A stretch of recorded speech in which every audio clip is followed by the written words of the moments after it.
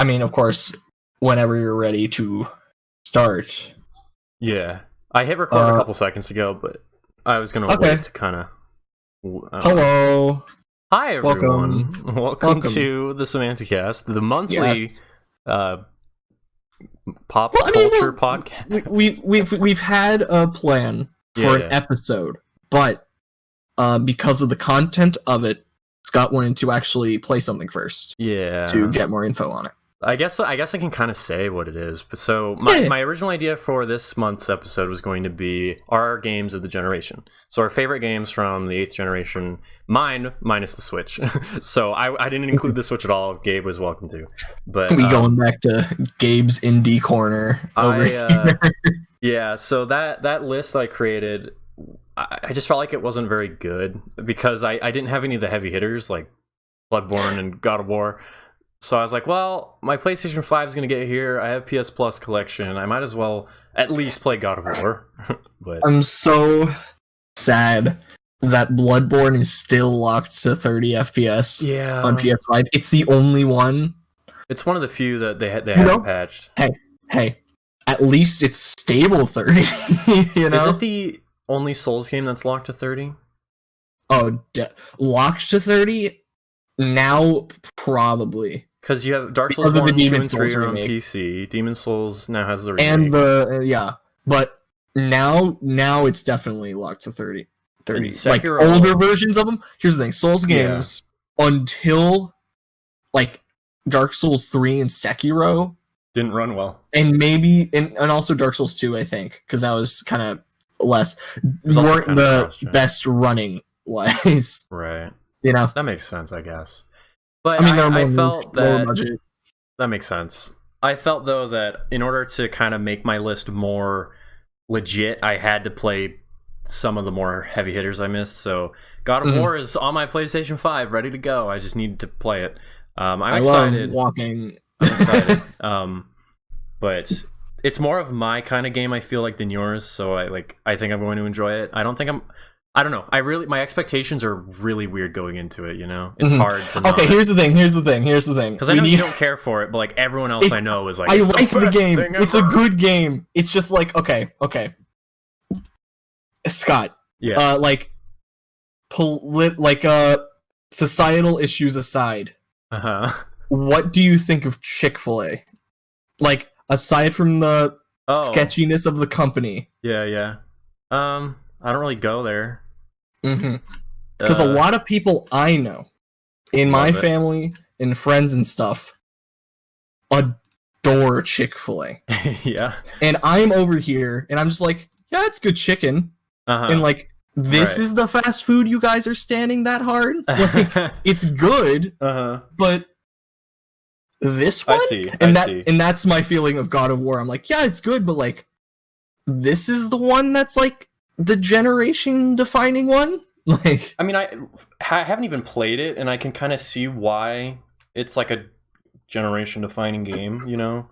But I mean, certainly in a lot of ways it kind of like emphasizes what this generation went for. Yeah. And it seems to have a lot of what I want in a game too. But I don't know. I'll have to play it. I think I'll have to play it this weekend. Then we can have a big edgy Gabe doesn't like Gabe is like, hey, I'll be playing it in 60 FPS. God of War. So, episode. But the Game Awards. Yeah, that's the topic for today, because screw games of the generation, because we all know it's Fortnite. But today is the Game Awards nominations were announced. I kind of wanted to maybe do our own awards, but I felt like, nah. Let's just. I mean, that could wait till the end of the year. For sure. You know? For sure. There's still, even though we're nearing the end, there's still a lot of time left. Yeah, definitely. And there's more games to come out, like Cyberpunk. Yeah, maybe if that comes out this year. But of course, the Game Awards nominations were done today. So I know you're not too into the Game Awards, even though you watch it and kind of talk about it every year because I force you to. But I don't know if I'm gonna watch it this year, honestly. Really? Really? Yeah, Even if like I watch it, would you watch it with me? Maybe. It depends, you know, like on how I feel. To be fair, last year, if it's been like a long day and I'm like, I'm just done right now, then I probably won't. Right. Like, because I think it's the 10th, right? It's like the 4th or the. Is it the 4th? Yeah. Okay. Well, we'll have to see because that's like, college stuff and all that. But that's like finals season. Oh, that's true. So it's like Fair enough. But also, to be fair, last year's was. While I liked the show, I loved like the awards and the content. Besides all the advertisements and the Game of the Year presentation with Vin Diesel, I thought it was okay. I'll agree that it was very advertiser focused, unlike previous years, but I really do trust Jeff Keighley as a person because he fucking loves the industry and games, and he kind of understands that in order to put on a good show, he needs backers. So like it's a hard balance, and my PS4 or PS5 just turned off. I don't know if you heard that, but it did. I did not. Speaking of, I got a PS5. That's just kind of random, but no big deal. Allow me to flex my material wealth on you. Yes, sir. But this year I am kind of in the same boat where, but I don't know. I just get so excited about the Game Awards. It's like the not the Oscars. I don't know. It's like the big event for gaming in my mind. Like E3 used to be that, and then I stopped caring about E3. I still like E3, but I mean E3 hasn't happened this year. To be fair, the Game Awards is actually focusing like on the games. I feel like and celebrating just how cool games are. Whereas E3 is just kind of like, it's the next Ubisoft game. Woohoo! And so okay, whatever. Just Dance 2021. Everybody get excited. The Game Awards is not about that in my mind, so... Get out the beach balls. I don't know. Oh, God. Every year. They didn't have Just Dance last year. They didn't do a Just Dance presentation, which I was surprised about. But anyways, so several categories, several nominations. There's going to be some we're going to skip over, personally. So we're going to go through and kind of give our thoughts on each category and the ones we want to talk about. And then... kind of maybe say which one we want to win, which one we think will win. I'm interested. So we're going to skip a lot of the esports stuff. But I think... Yeah. The esports host, however, so I scrolled all the way down to the page, like at the bottom, if you want to follow along at home. Best esports team, I don't care, so we're not going to talk about it. Best esports host... Do you have any ground in this fight? Literally the last row, I have nothing that I care about. I'm kind of that same way, except for Golden Boy, because he used to commentate Halo, so like I'm really biased towards him. So, and he's like the only person I know on that list. But hey, I don't even know what he did this year. I think he did Overwatch this year. I don't even know. So, anyways, moving on. Best esports game, don't care. Sorry. Same with esports event. And then esports coach, and then esports athlete. So we're skipping all that. Anyways, best debut game, Gabe. Okay. What are your thoughts? Okay. I know we're starting to talk about something, but do you not want to start with Game of the Year? No. I feel like that's the one we're going to talk about the most. Yeah. I kind of wish that their website was organized the other way around. Because, I mean, in a way, it's the one that the most people care about. True. And I agree, but I think people kind of undervalue the other categories because they're just as important. I guess. But let me go down to best debut game and see if I actually have an opinion. I've heard of 2 of these games. 3? I have not played any of them. I haven't played any of them. I know Carrion was like, it's on Game Pass, I think, Xbox Game Pass. It's Devolver published. Oh. Well, I like those guys. I know Phasma is probably the big, or Phasmo, excuse me, is probably the big pick because it's a viral game. I think that has a lot of pull for people. I've not watched a single second of it. I feel bad because debut game is like a big category for these developers, but I just don't know. So, yeah, that's weird. My question is, if it's, you said it's the Carrion's Devolver published, but it's not Devolver developed. Oh no, Devolver's a publisher. Yeah. Right. Okay, that makes sense. Okay, so best debut game. I wish the best to whoever wins, but I don't have anything in that fight. Content creator of the year. It's me. It's obviously you and me popping off all year with our with our content. But so I don't know. I'm more into this world. Like I know most of these people. So Nick Merckx, Forehead Cam himself. He played in the Fortnite World Champions. Actually, that didn't even happen this year. I don't even know, but he's in FaZe. This category is just like, these are the popular creators. Yeah, but Alana Pierce has my vote because I've been watching her stuff all year, her amazing podcast, and her content's been really good. She actually just announced that she is now a writer over at Santa Monica Games, which is exciting for her. I think that's really cool. What has Santa Monica done? God of War. Oh. Yeah, so she's not allowed. She hasn't disclosed what project she's working on. She's gone to the dark side. Aww. I'm kidding. That's kind of why I didn't want to say anything. But no, it's good. It's a good game. I've heard the narrative's like the best part. But yeah, it's most pretty good. I know she said like her whole life she's just wanted to write a script for video games, so it's exciting that she gets to be involved for that. But she has my vote. I'm a simp, I guess, because I tried to defend her on the internet, and you don't ever do that when it's a WAN. Okay, wait. No, everyone's like shitting on her. She's like, "Who's this person? I've never heard of her." And I'm like, "I've been watching her stuff all year." And then, "Oh, you're a simp." Okay. Anyways, so, I mean that's just the meme term. Congrats to Alana. It's a meme, haha. Okay, best multiplayer.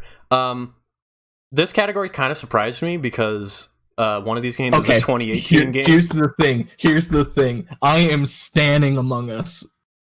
I am simping for Among Us in this category. Wasn't it like 2014? 2018. Was it 2018? Yeah. Just for the fact that it's a 2018 game that blew up so big, I'm like, you know what? Yeah. I'm not even gonna be like last time I was like a little bit like, oh, it's weird that Smash is like in it, you know, because it was last year. It was after the deadline though. Yeah. But I don't care this time. Full on 100%. You're saying Among Us? I kind of agree. Hell yeah. You want to play some this weekend? Dude, I'm off work this weekend, so hell yeah. Maybe my sister's gonna be home too, so I think we can get some good stuff going. Yeah, we should ping so server. I kind of want to know what your thoughts are on Fall Guys nowadays. I enjoy it. Like, here's the thing: I put like third. Yeah. It's my most played game on Steam. Yeah, I'll say it like that. Yeah. How did you play like season 2 when it came out? Yeah, I was there. Because it's fun. It's still it's a good game. I think for best ongoing game because I have some thoughts about that. But I think it's deserving because I'm sure a hell of a lot of people played it this year. It's interesting though that I don't know. I feel like the game got so many awards that I don't quite understand why. But it's hard to put it. I mean, because it's obviously a small indie as well. You know? Yeah, true. Yeah. So definitely in terms of ongoing game, I think it's definitely. I mean, it's still like in the top 50 concurrent players on Steam. Yeah, true. At this point, it's not top 10 anymore, but it's not top 10, but it's still being played quite a lot. True. But you know, it's different from like Call of Duty or Fortnite, where it's like, oh yeah, we have a huge dev team and a ginormous budget, and we can pour everything into updates coming out very frequently. Right, which is from like Fall Guys, where it's like a small team with a small budget, and they're like, "Yes, we can make 4 new minigames." Yeah, and well, yeah. I guess I can just say it now. I heard so much disappointment from people with season 2, and not like gamer complaining where they're like, "Oh, it's terrible, I hate it," but like genuine people that like loved the game when it was like fresh and new, and then we're just kind of like, there's just not much going on, so they stopped. But I don't know. I'm surprised that it got nominated for best ongoing. But because I just heard a lot of bad things about it. I mean, it's just one of those things that blew up and all that. True. I still think it's a fun game. I think it deserves the nomination for best multiplayer, but I don't. It's not my thing. I tried it, but so many people like it. You played like a round and a half with me, and then you're like, kind of knew right away. The other one I want to talk about is Valorant. I liked that game a lot when it was new. Do people play that game? Yeah, it's like the top game on Twitch still. It's up there with like Warzone, Fortnite. Is it? Yeah. It's still pretty big. I have a friend that's like addicted to it still. So I like that game a lot. It was fun. I don't think I'll really ever go back to it. But I did like the game a lot. It was kind of unique for what it was because it basically took CSGO and said, we like Overwatch, and crammed them together, which is interesting to me, and that's why I played it. We like Overwatch. But I can't aim, and I don't like keyboard and mouse, so whoops. Warzone, no surprise. I think in a lot of ways, without Warzone, Call of Duty would be in a weird place, man, because Warzone really like sparked the popularity of Call of Duty again, I feel like. So, I don't know. That's not my scene. Yeah, I know. That's why like the esports stuff is entirely not me, because it's like it's League and like shooters, and I'm over here like I like Guilty Gear. Yeah. But I think Warzone really should be on there. I think it's a good step in the right direction, I think, for Activision as a publisher, because I think it's going to redefine how they do their games going forward. And this newest Call of Duty that came out, Cold War, right? I think this will be the last one for a while. I think their focus is going to be Warzone content and updating that and trying to combine it with the most recent game. I would put money on it that there will not be a Call of Duty next year. I think there's going to be a massive update to like Warzone and stuff, but I don't know. I think it paints an interesting picture for the future of Activision. But yeah, that's just kind of my thoughts on that, I guess. Yeah. So what I would vote for, Among Us. Like, come on. Yeah, baby. Come on. I think there's no contest there. I think if that wins, I'll be very happy. But pretty much anything in this category, I think, is really well deserving. Maybe except for Animal Crossing. Well, I mean, Animal Crossing again is like the weird, but like from like a social, COVID world. Yeah. The only thing it's like that makes sense. That makes sense. The only thing I can say about it is its multiplayer is really bizarre. It's like clunky and very limiting. Yeah. So I'm surprised that it got the nomination. But okay, moving on. Do you want to sports and racing? Do not care. Really? There's not even Tony Hawk's? I haven't played it. Oh, dude. I think that's gonna I can't vote on something if I don't. I mean, I haven't played it either. But I mean, here's the thing. Like from this year, like it's like the second highest rated PS4 game on Metacritic. Yeah, it's like what, Persona 5, then that game, and then I remember Last of Us. 4 of the top ones were Last of Us 2, Persona 5 Royal, Tony Hawk, and then Spelunky 2. Those were the 4 I remember being up there. Yeah. So I think I wouldn't be surprised with that one. I know a lot of people were really happy with it, so that's good. I highly doubt FIFA or NBA is going to win. Honestly, I don't even know what game usually wins this category. I mean, it's one of those categories they just do in like the ad break and it's off to the side. Yeah, so I'm sure someone cares, so I shouldn't say that. But Sim and strategy, haven't played any of these. Crusaders Kings 3, I have played a little bit of on Xbox Game Pass, and it's good. It seems very in depth, so it has that going for it. So it really does seem to kind of have some girth to it. Desperados 3 I've downloaded and haven't played because it's also on Game Pass. Gears Tactics is also on Game Pass and I haven't downloaded. I haven't played it. Flight Simulator was really cool to play around with for a few minutes, but it wasn't for me. But it seems like a great simulator, so I think maybe that'll win, but I don't know. And then I didn't even know that there was like a new XCOM game this year. So, but I think Microsoft Flight Simulator will... That's what I would vote for, personally, out of all these.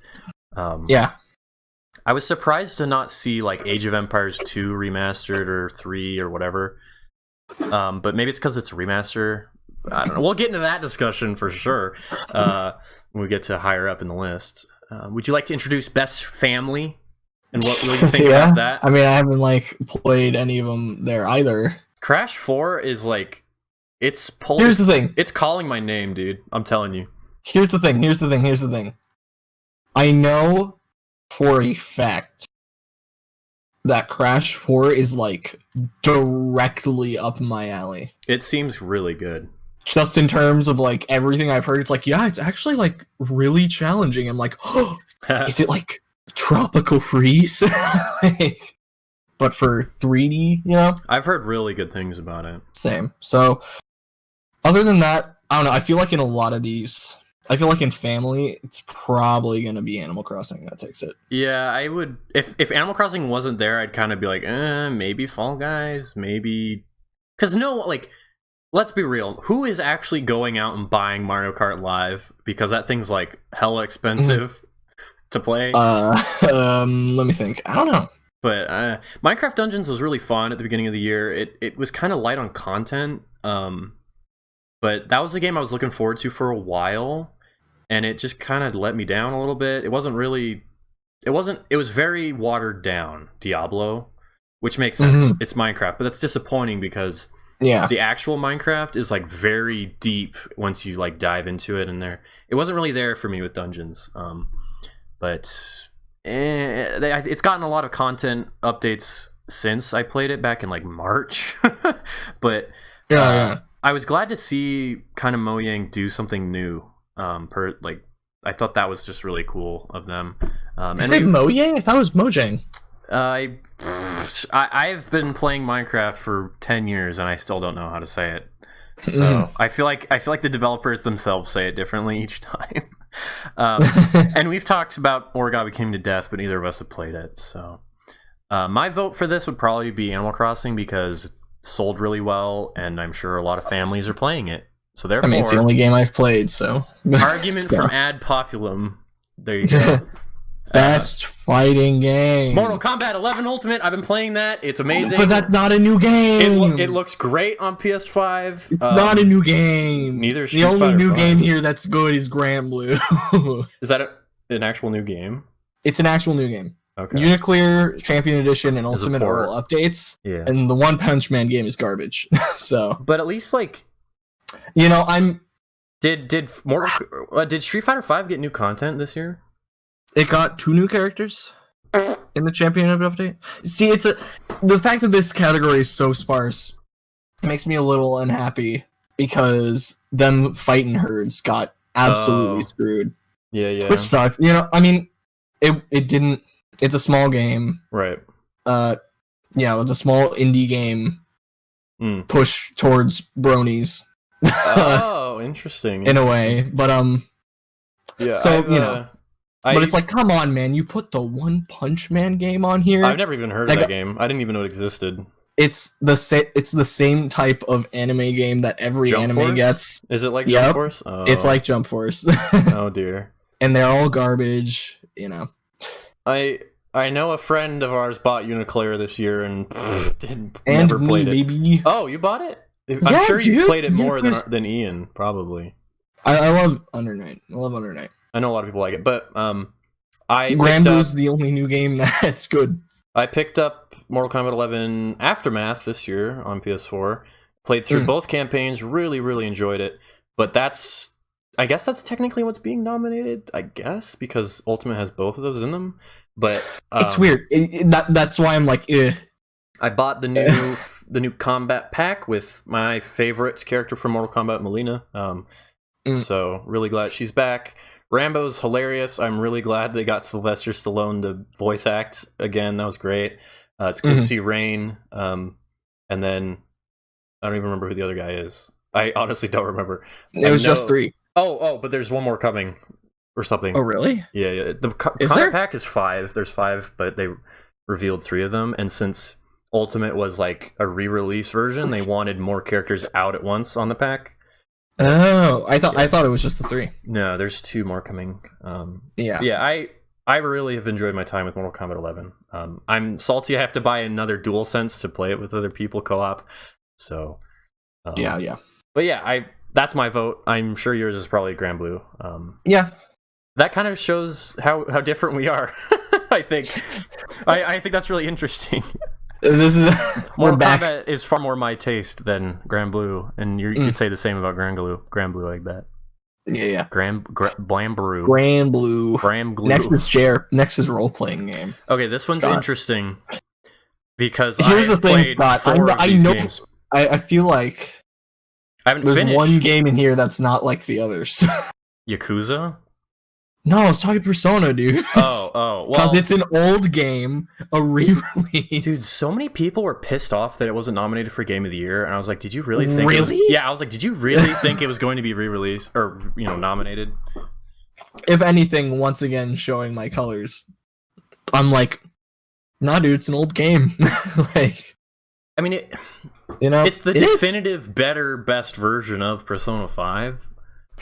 But like, would you nominate the director's cut of a movie for best whatever it is? Not unless it was like very different. So if it was like a different film, one yes. scene at the end, no, I wouldn't. If it was like, oh, we added 30 minutes onto the end comparatively to the length of the movie to the length of an RPG. Yeah. I mean, I can't complain that it's on there because, like, I love it. So, I don't know. It's hard, right? I mean, partially, it's like, okay, I get it. There's likely not anything else really to look at. I mean, think about RPGs too, this year, because when the Game Awards happened before in 2017, when this game was like really huge, like new. I shouldn't say huge. The game has grown in popularity like massively, so I think it kind of makes sense that it got put on here. Unfortunately, I mean, hey, more people are playing the game. I can't complain about that. Are they? Yeah, people love this game. Okay, Scott, that's People the joke about love this Persona game. 5 fans is they don't play the game. I mean, I don't know. That's the joke. That's the whole joke. I know plenty of people that have gotten into the game, at least over Yes, the past 2 years. Of course, it's a joke. I guess so.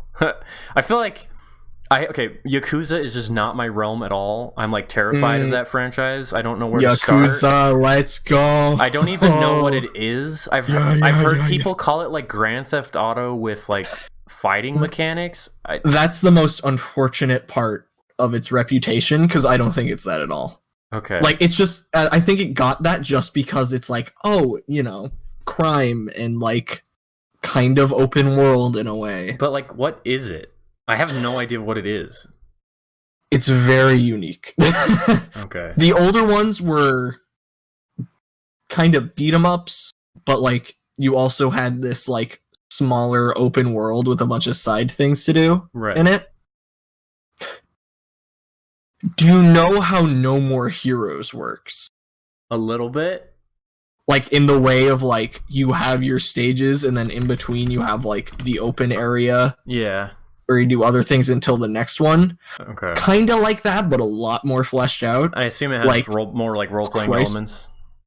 In the older ones, no. Okay. 7 is weird, because they're like, we're gonna make this one a JRPG. Gotcha.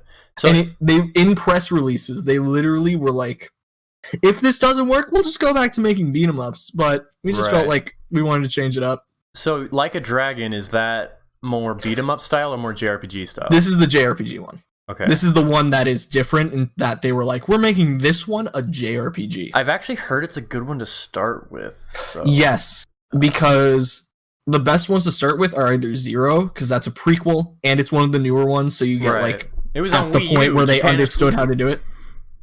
Okay. Or this one, because all the other Yakuza games are about the same like protagonist. Right, this is a new guy.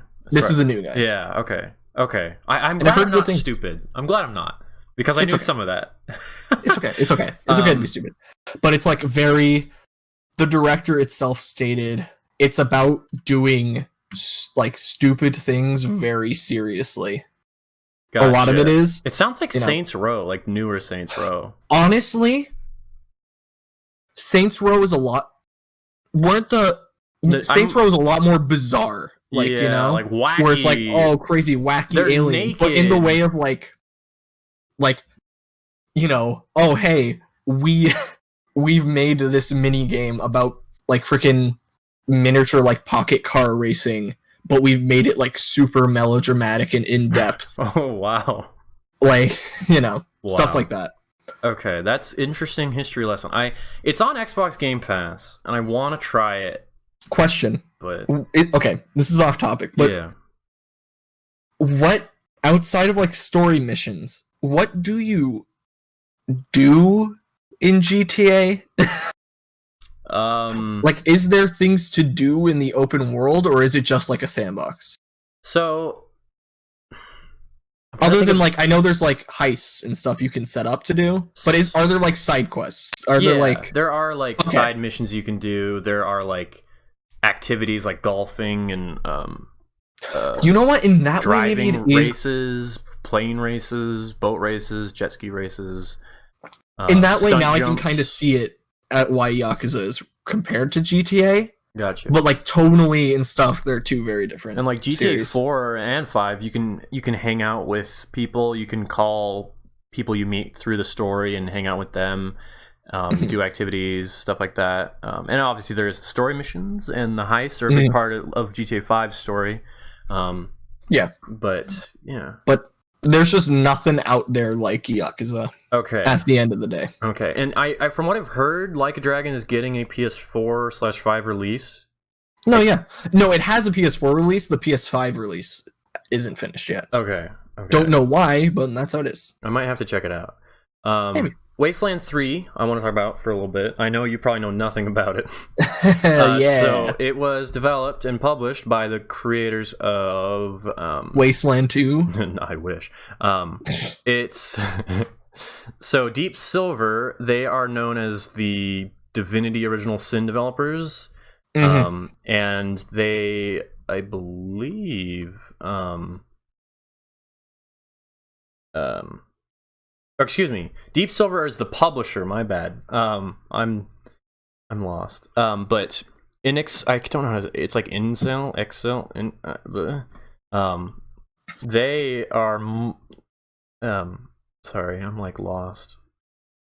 They did the. I'm stupid. Wait, am I dumb? I swear that. I'm thinking of Baldur's Gate 3. Oh my god, I'm an idiot. Okay, well, never mind. Forget what I said. But no point. Wasteland 3, I've heard good things about. It's like the return to Wasteland, because 1 and 2 are like older. They got remasters or whatnot. But okay, I don't have as much to say as I thought I did. You know what? Now I'm a little. Now I'm even more salty about the fighting game part. Because if Among Us is an old game that blew up in popularity and got put in because of that, why in the hell is the Guilty Gear rollback update for like a 2014 game that they pushed it from like 100 players to like over Tekken and Street Fighter? Holy cow. It's huge, mate.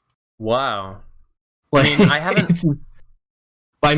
of course, it's a niche thing, and that was more of a joke than anything else. Right. But if we're talking about my fighting game of the year, then it's Guilty Gear. Which Guilty Gear XX Accent Core plus R. So the second one, final version of the second one. Okay. In fighting game terms. Okay. Fighting games always have weird names. So, but luckily we're past the point where now we're at the point where it's just like DLC and stuff. Right. But this was like the final version of like the second iteration. Cool. And then the next one was the one where it's like, oh, we have like the 3D models and with Xrd and all that. Okay. But yeah. And it's so insane, and it's really cool. I was mistaken about Wasteland 3, but I've watched a couple reviews when it was new, very positive. So I wouldn't be surprised if it won. I don't think it will. Genshin Impact is the other one. That's like I haven't played it at all. So I dove into it a little bit when it was new. It's good, like surprisingly good. It's free, which gave me like red lights and warnings, especially since it's like a gacha game. But without spending any money, I finished the main story and like really enjoyed it. It plays like, what does it play like? I mean, everyone compared it to like Breath of the Wild, which I didn't feel that at all playing it. It kind of has those elements, but it's not at all like Breath of the Wild. What would I compare it to? I don't know. It did feel sort of modern Final Fantasy-esque, but not really. It kind of felt like the newer Assassin's Creed games too. But it was really neat. You had all these different characters to play as through the story that you got for free. It has my waifu Lisa, the librarian, in it. It's great, especially for what it is, a free to play, pay to win, or pay to unlock game. I was really surprised how much content I was able to do without paying. So yeah, that was impressive to me.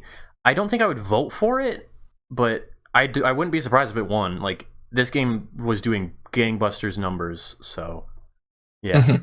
You want to wait to talk about 7 Remake? I think we can wait to talk about 7 Remake, but I am not surprised it's in this list at all. Yeah. Yeah, we spent a while maybe on I'll have to see how the go ahead. hard mode makes it more necessary, but I feel like the RPG parts of 7 Remake are the weakest part so far. I agree. I've heard, though, one thing I have heard good about the game is that apparently the hard mode actually makes it, like, more engaging.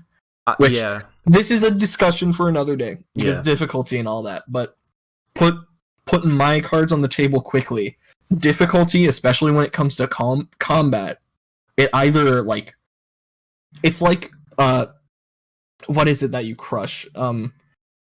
It's like is it coal or carbon? It's like carbon. Mm-hmm. Like how if you squeeze it enough, it like turns into a diamond. Or lead. It's like that, or it turns into lead and it sucks. Like, right. That's kind of what difficulty does to it, and I've heard good things about the hard mode. Same. I'm waiting for the PS5 version /upgrade /patch /whatever. Assuming it happens. Because I played through the game already, and I just... I kind of want more... I want a reason to return to it, not just the hard mode, if that makes sense. Yeah. I think I wouldn't mind revisiting it, especially on better hardware, so... But yeah, I've heard good things about the hard mode as well. But we'll talk more 7 Remake, I think, later on. But yeah, best role playing action adventure. I've gotten heavily into role playing games over the past. I mean, more Japanese role playing games. So I don't know. Cool. Yeah. Action adventure. I have not played any of them. I do own Ori though. Okay. Oh, you haven't played Miles, obviously. No. Okay, so I have played 1, 2, 3, 4. I've played 4 of these games, and I own 6 of them. So I own all these games, but I've played 4 of them. Jedi Fallen Order. I know you don't like that game. I really, really, really want to like it, but it's like the most cookie cutter thing. Like it's very like, hey, we like this in these games. Oh, we like this, and then it doesn't really do anything new or interesting with it. It just. But the story was pretty good for a Star Wars story, but fuck, who's playing it for story? I like the characters. I did not like the lead performance at all, because I just saw the Joker the whole time, so that was really, really, really distracting. But the Ninth Sister is great, loved her, but the gameplay wasn't for me.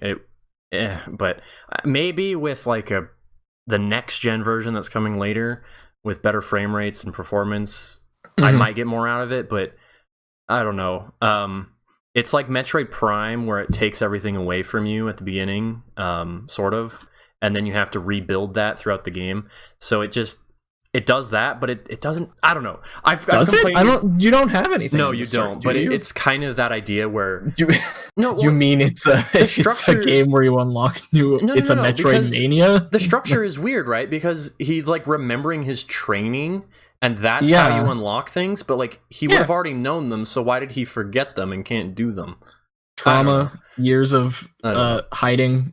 I also am just sick and tired of putting Star Wars content in between episode 3 and 4. That's why I'm like really happy that The Mandalorian exists. But that's a side note. That has nothing to do with the game. But when I heard that Respawn was making a Star Wars game, I was super excited. I've really liked what they've done with Titanfall 2's campaign. That's like very unique campaign, especially for a first-person shooter. Fallen Order. I finished the game and I was like, oh, I'm glad it's over. Like, I was like, thank God the credits are rolling. And that's not a really good thing, I don't think, but true. It's like a good 7.5 out of 10. So, well, I haven't played any of these, so I have no stakes. Ghost of Tsushima, I played through this summer, liked it a lot. Kind of the same problems as Fallen Order, where it didn't do anything like spectacular apart from its open world design, and I've talked about that before on the show. I really like how fluid the world feels and not like go to point A to point B like another game on this does with Assassin's Creed Valhalla. I've been playing that. It's my favorite Assassin's Creed game in a while, definitely. But it's just a Ubisoft game. It's just a Ubisoft. I'm okay. Skipping ahead a little bit, but I'm very not because they're bad games at all.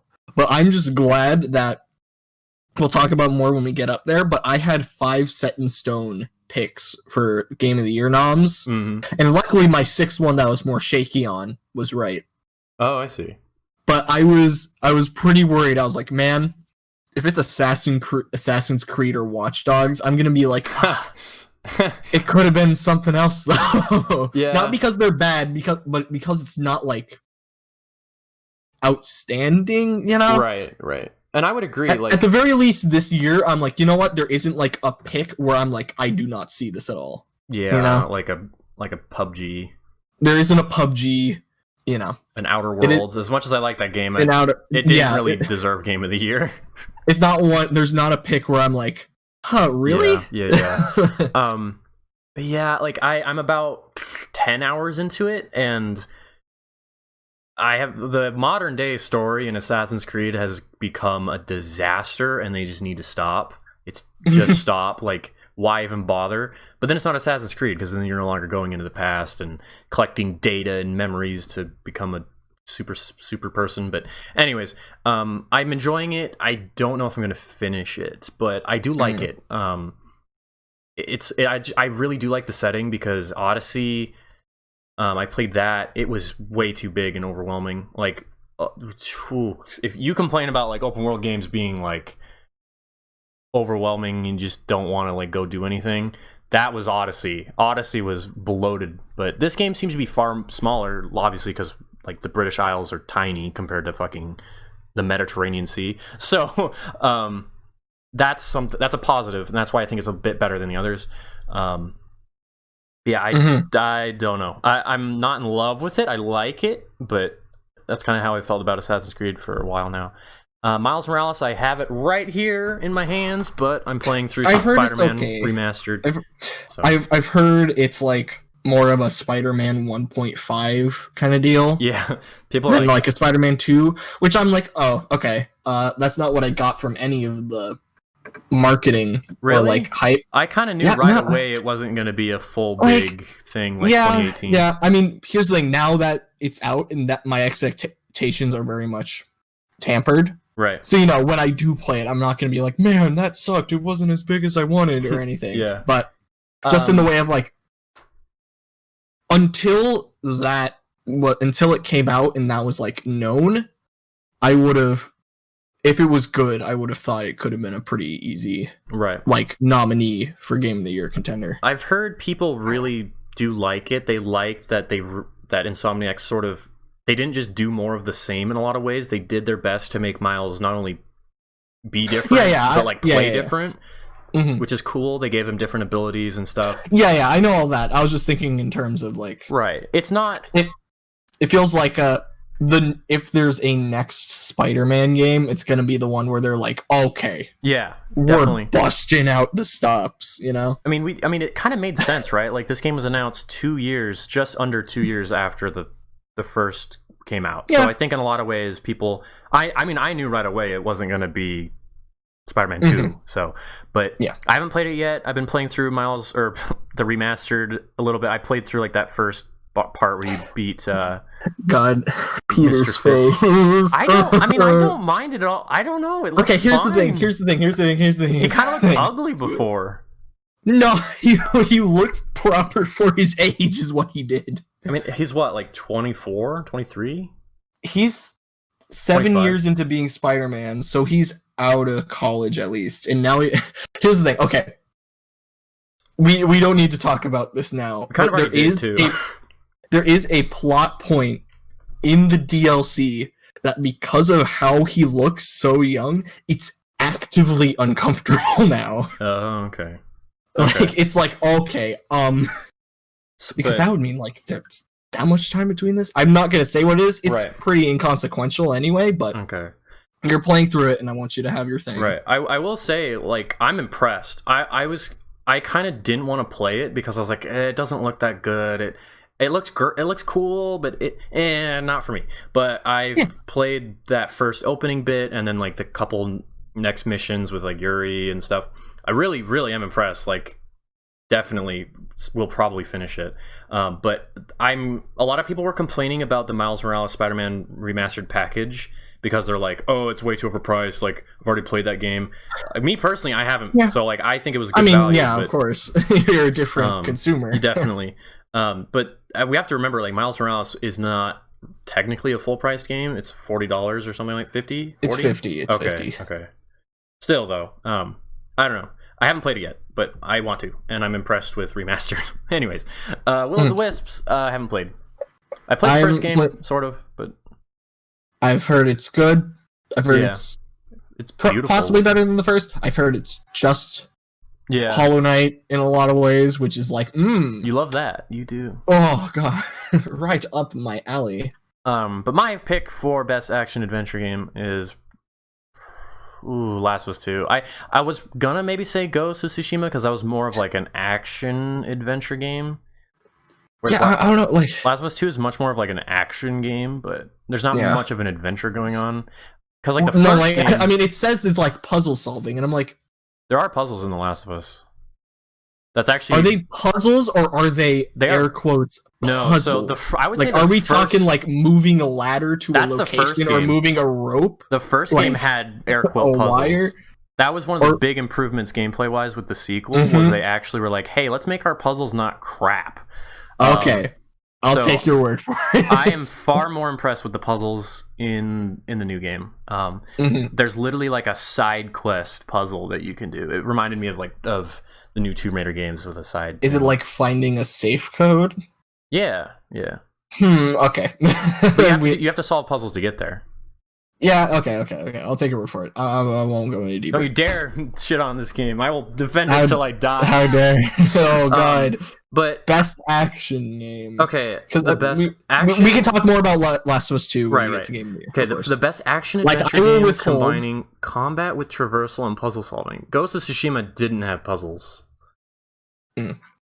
Honestly, Last of Us 2, I feel like. Maybe Assassin's Creed, because it definitely feels very adventurous. I mean, here's the thing. Fallen Order had puzzles as well. I think adventure and action adventure are like the worst genres. Yeah, they're not in terms of like name, because like every other genre is like, okay, shooter, racing, puzzle, like platformer, stuff where it's like, okay, I get it. Right. It says what you do in it. Or there's different like more niche ones where it's like, oh, roguelite, where it's like, okay, this is niche enough that has a certain traits to it. But action adventure and adventure are like the ones that out of all of them, it's just like there's never a consistent read. Right. It seems like it is very wishy-washy. Yeah. But I honestly, okay, the more I think about it, Ghost of Tsushima is going to get my vote there, I think. Okay. Maybe I think Fallen Order is going to be a popular pick for this category just because people really like that game, and it had no love last year because it didn't fall into the nomination category timeline. So yeah. And this is the only category it's nominated for, right? I think so. Yeah. I'm kind of surprised by that. When I saw it in here, I had a spit take. Like I had a double take. I was like, "What?" Yeah. I mean, a lot of people were mad wasn't that because last year? I think it came out the day after the cutoff. It came out like the 20th. Yeah. It came out November 20th, so it came out like a day or two after. Yeah, it was like really close. People were mad about it, I remember. But... That's whatever. Yeah. I guess if I have a pick, I'll say Ori because indies. Yeah. I stand indie games. Yeah, That's how I go. I mean, me personally, I really prefer like my indie studios, like Naughty Dog, my favorite indie studio. Oh. Anyway. I swear to Christ. Moving on. Best action game. Hades is I'll gonna just read through them. Doom Eternal. You got Hades, Half-Life Alyx, Neo 2, and Streets of Rage 4. That's the one I was like... That's the hype pick, sure. That game came out, what, Streets of Rage 4 did come out this year. Yeah, it got a limited run games and everything. Yeah, I was like, it did. It's on my Steam wish list. Like, yeah, I've heard decent things. It's a beat 'em up. Neo is a series I really want to play. I heard, I know Neo 1 was mixed, but I heard Neo 2 like popped off. They're doing like a collection for PS5. Oh, so they announced it a couple days ago. I mean, I don't have one, but I'll try them out. But Half-Life Alyx, honest to God, that was a game I forgot came out, but I was like, yeah. It came out pre-pandemic. No, it was the 20th, right? Of March. Was it? No, okay. I remember it was the around the time of Doom and Animal Crossing. The marketing was in like February. So I kind of think of it. Yeah, I was still at school when the hype train was starting for Alyx. I think it was announced this year, even, wasn't it? It was announced this year because it was like announced and then released a couple weeks later or months.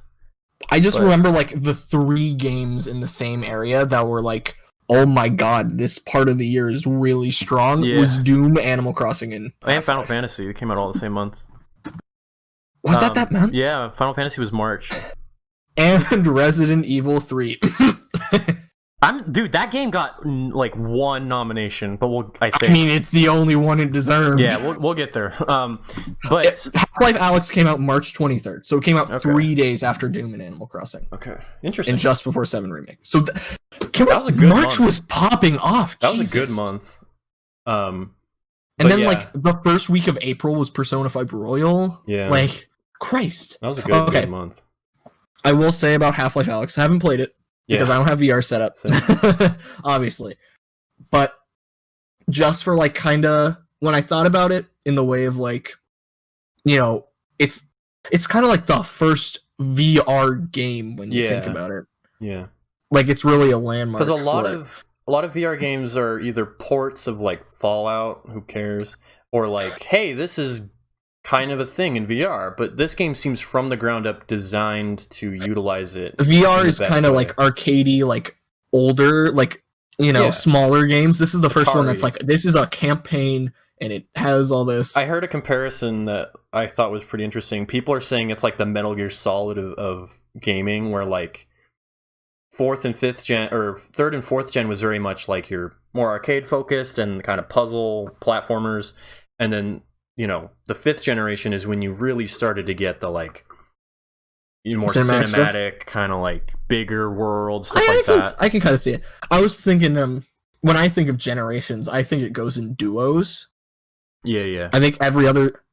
This is off topic, but I know what you mean. Maybe we can talk about it a bit later. But yeah, Half-Life Alyx was one of my like shoddy kind of like picks before I decided what my actual pick was for the 6th slot for Game of the Year. I thought it was going to get nominated for Game of the Year. Yeah. It will most definitely win VR, but we'll get there. Yeah. I wouldn't be surprised. I haven't really seen any footage of the game. I just know it has like water physics in a cup or something.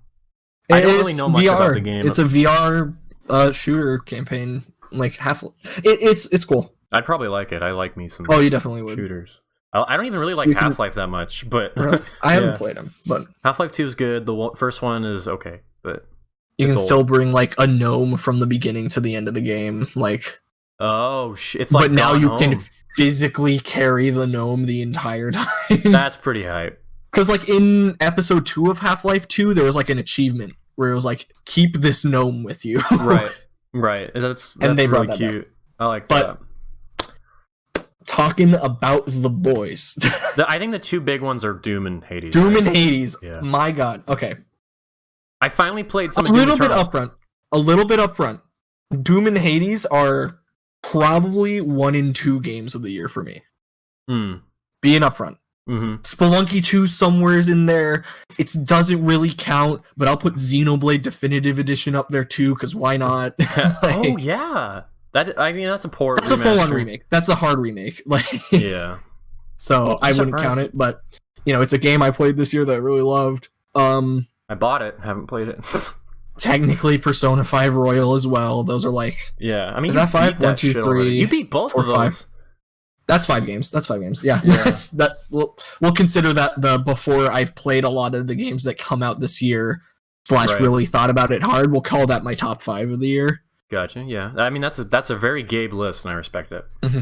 I mean, it's gonna change because once I've played more games from this year, it's gonna be like, okay, goodbye the games that weren't actually new. yeah. They'll be cheaper too.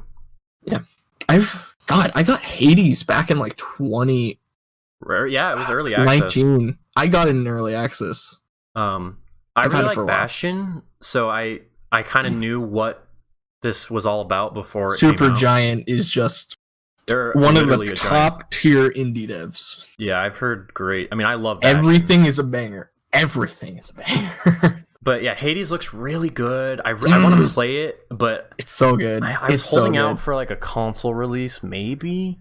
It's on Switch. Yeah, but no, I want a physical. I don't know. I've become very physical. It's one of those things where it's like, on indies, I wouldn't hold your breath. Yeah. You know? I mean, unless Bastion it's like we made it. We're published by Devolver. Like, true.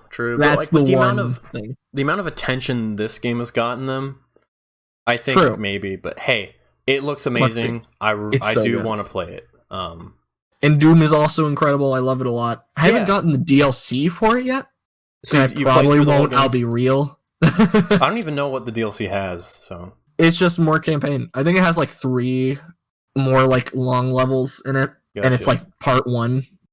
You know? I've played like 2 hours of it. I mean, Doom 2016 is just so good though that like and this one's better. I've heard this one's not better. I don't care for the platforming like at all. I get it. It's like the type of.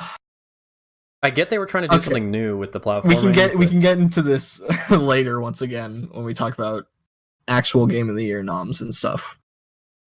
I do think the platforming is one of the weaker aspects of it, but at least in terms of like the combat and the combat loop, it is 100% better. It's harder too. It's going back to my thing of like when you crush that carbon, it makes a diamond or it makes lead, and it's like, oh, this is a diamond right here. Yeah. It's kind of hard for me to. I mean, you haven't played through it yet. No, yeah. You played 2 hours. You can't really judge. Yeah, and I'm playing on a 900p Xbox One, lol. So, but other than that, I heard the DLC was like even more hardcore. Like, yeah, it was harder. Like that's what your boy wants. I played on the same difficulty as in 2016, and I found it harder. But what do you play Doom at? What do you mean? Oh, like what difficulty? I played on Hurt Me Plenty. Hurt Me Plenty. Okay, is the next one up Ultra Nightmare, or is that like the hardest one? It goes. Let's see. You're looking it up too? All I know is I just hit Hurt Me Plenty. It's Ultra Violence. Okay. Ultra Nightmare is the one where it's like the hardest difficulty, and then if you die, you reset. For shooters, I generally play on the second low, like the second. Or what should I say? Like if the highest difficulty exists, I play on the one below that. Usually. Okay. Like I'm playing I went in War on both on hardened.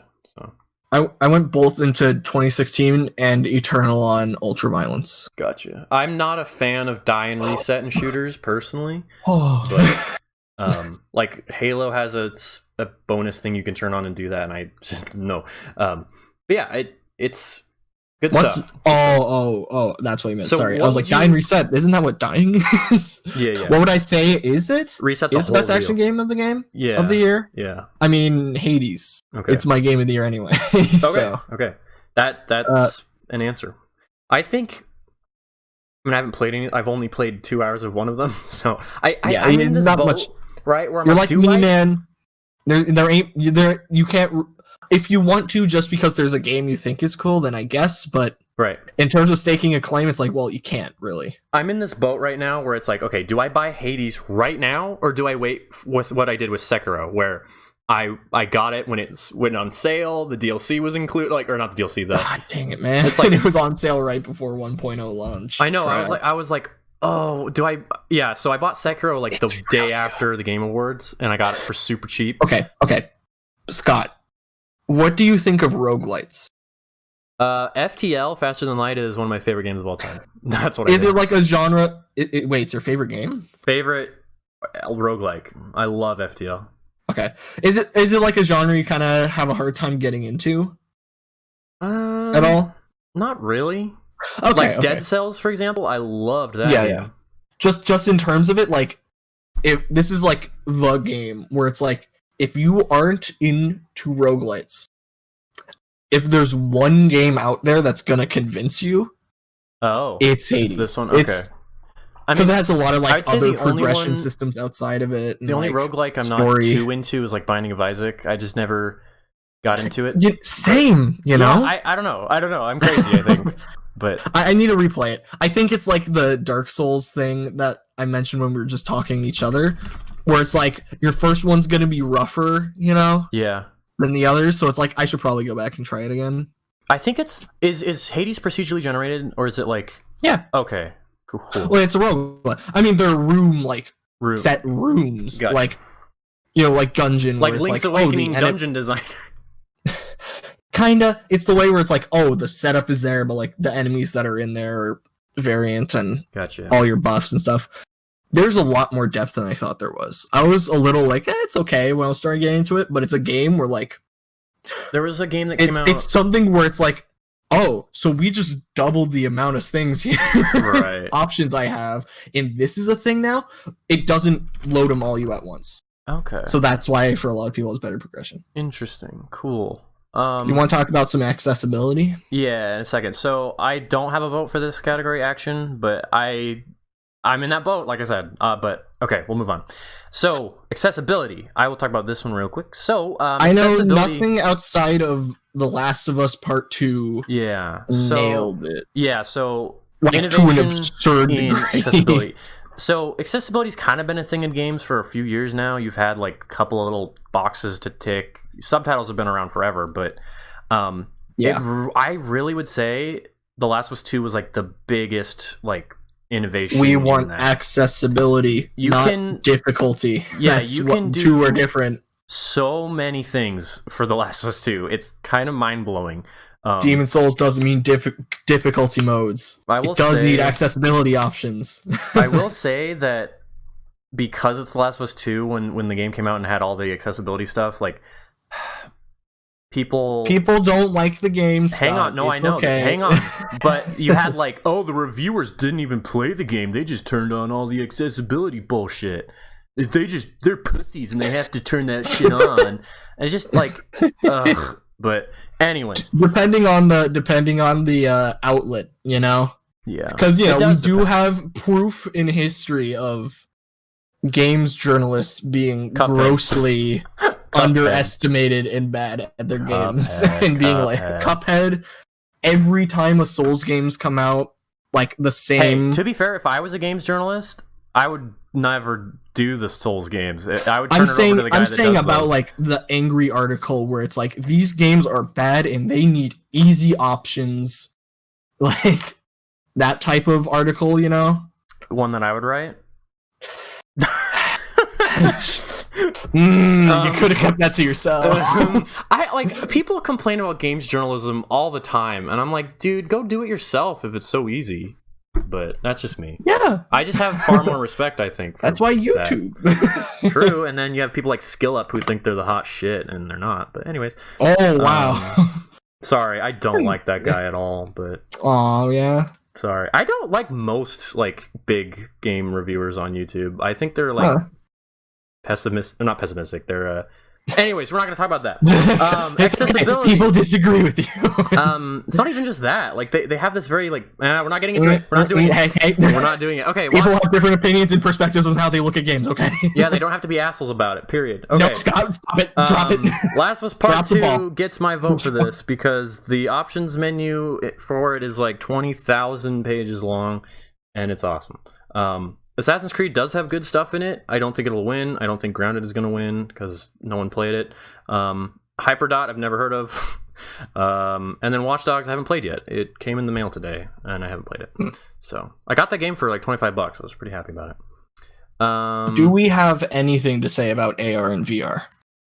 Because I don't think we do. Squadrons looks cool. That's all I have to say. Squadrons looks cool. Let's... Community support? Okay, so this is a category I don't have that anything to say. Used to really care about, and then I've kind of stopped playing multiplayer games recently. But my vote would be Destiny 2 due to the game going free to play last year and going into this new year where Bungie was completely removed from Activision and they didn't completely fuck it up. So my vote's for Bungie, aka Destiny 2. Yes. Second place would probably be Valorant. But I have no stance. Fortnite got rid of patch notes and they don't really interact with the community anymore and take suggestions. So I don't think they're going to get the vote for it. Maybe. Yeah. Apex is like famous for never updating their game until they do. It's weird. But they just came out recently and said something along the lines of like, we are slowing development down. Please understand. We don't want to kill our employees, which I respect. I think that's cool. Hey, Cyberpunk. Yeah. Okay. What's next? Oh, mobile best game. mobile game Among Genshin. Us. That's okay. Moving Genshin on. will probably win, or Runeterra maybe. I think Among Us is gonna take it, dude. So Gabe, would you like to talk about best indie game? And I will shut up so you can talk about it. I need to play Carrion and Spiritfarer. I've heard a lot of good about those two. I've played a lot of Spelunky 2, Fall Guys, and Hades. Correct me if I'm wrong, but was Spiritfarer one of the EA originals? It's Microsoft, at least. I think it's Microsoft. Okay, I have Steam up. I can check it out. I think I've seen this game. I thought it was one of the EA originals. It was at last E3 that actually existed. It was a Microsoft. Okay, that's where I remember it. I do remember it. Cool. Let's see. It's made by Thunder Lotus. I don't see any. The publisher is also Thunder Lotus, so I think they just got a slot. Okay, cool. Maybe it had an early launch. Okay. I mean, Hades is my game of the year, so it's kind of hard, you know. But Spelunky's in there. Spelunky's so good. I was like, man, in the 0% chance that Spelunky 2 makes it to the sixth spot for game of the year, I would pop off. There's like a very vocal group that loves that game. Dude, because it's perfect. Yeah, I've heard so many good things. I never got into the first game. I have it on Xbox Live Arcade back in the day. Perfection. I've heard it's like a very good play it every day kind of game. There's just play it for 20 minutes and then play it the next day and so on. There's a lot of depth. It's so good because everything is so simple, yet it all just it does coalesces.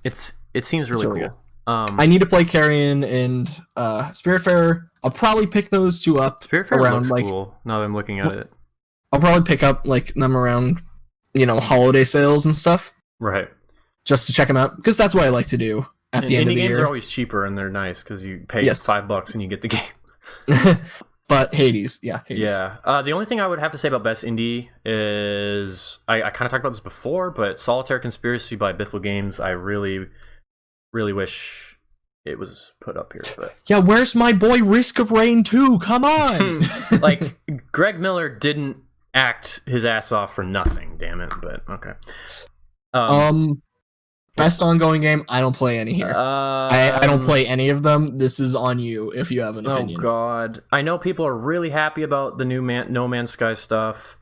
Fortnite's been fun this year, but it's always fun. Warzone, I wouldn't be surprised with that one. But I don't understand what they're trying to do with the new game. I think it's going to be its own standalone thing. I'm so confused. What it's going to be, because they're saying it's connected to Modern Warfare and Cold War. And I don't know what that means, so they'll have to show that. Yeah, that hasn't happened yet, so yes, that's out of the cards for that. Destiny 2, I know people have really, really, really liked the new expansion, Beyond Light. And Apex, I mean, it's Apex. They always do good stuff. Yeah. My vote would probably be Destiny 2, but... Clubhouse games. That 51 worldwide classics. A lot of content. Yeah. This is an interesting category, though. I'll say that. And they're all worldwide classics. All of them. Is Call of Duty Warzone a worldwide classic? No. No. Because not much to say on the best ongoing game. I was surprised that... I don't know. I don't have much to say. Do you have anything to say on games for Impact? I haven't played any of them. The only one I've heard is Spiritfarer. I've heard of Kentucky Route Zero. Oh, okay. But I don't have anything to say. Tell me why came out very... Whoa, wait, I remember this game. It was wasn't it at one of the PlayStation events or something? Or Xbox? I don't remember. What is it? I don't recognize it at all.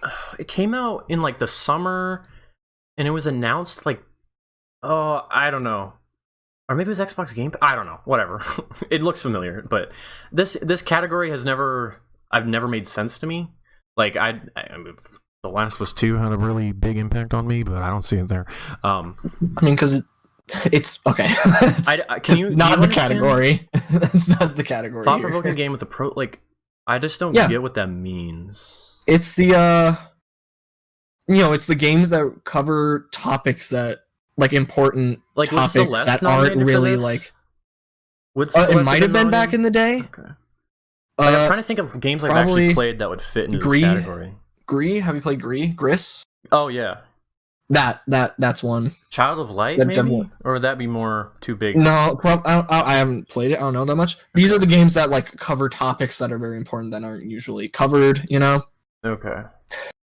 I mean, if Celeste came out this year with the context, I mean, I think it was probably in there already with talking about anxiety and all of that. Oh, but yeah, the new news. But now that we have the official okay, you know, death of the author and all that, what the author says it meant doesn't really matter at the end of the day. Yeah. Like, you can interpret however you want, but it is important to consider their intention. But with the reveal, I don't know, the development, it feels weird saying reveal, because it's like, shouldn't... Yeah, that's just who they are. It's just who they are. With the developer being transgender in the game, kind of representing that. Yeah, and how they were feeling in a way that like Discovery at that time. Yeah, I think if that was known the year it came out, then it would have been but if that was like more prominent when it came out, I think it definitely would have been nominated for it. Right. Okay. Yeah. Which, hey, great for them. This is a category again. I don't know. So I need to replace the list. Okay, best performance. I have otherwise known as the category that Last of Us can win and people won't be livid. Yeah. As long as it's Ashley Johnson. I just don't care what people think anymore. How about I know. Twitter can just go die in a hole. I know. I'm just saying, here's the thing. I kind of want Last of Us 2 to win Game of the Year just for the nuclear meltdown that'll occur. Yeah. Because it'll just be funny. Because, you know, there's let's say, like... Because last year you had Death Stranding. 45% of people liked the game legitimately.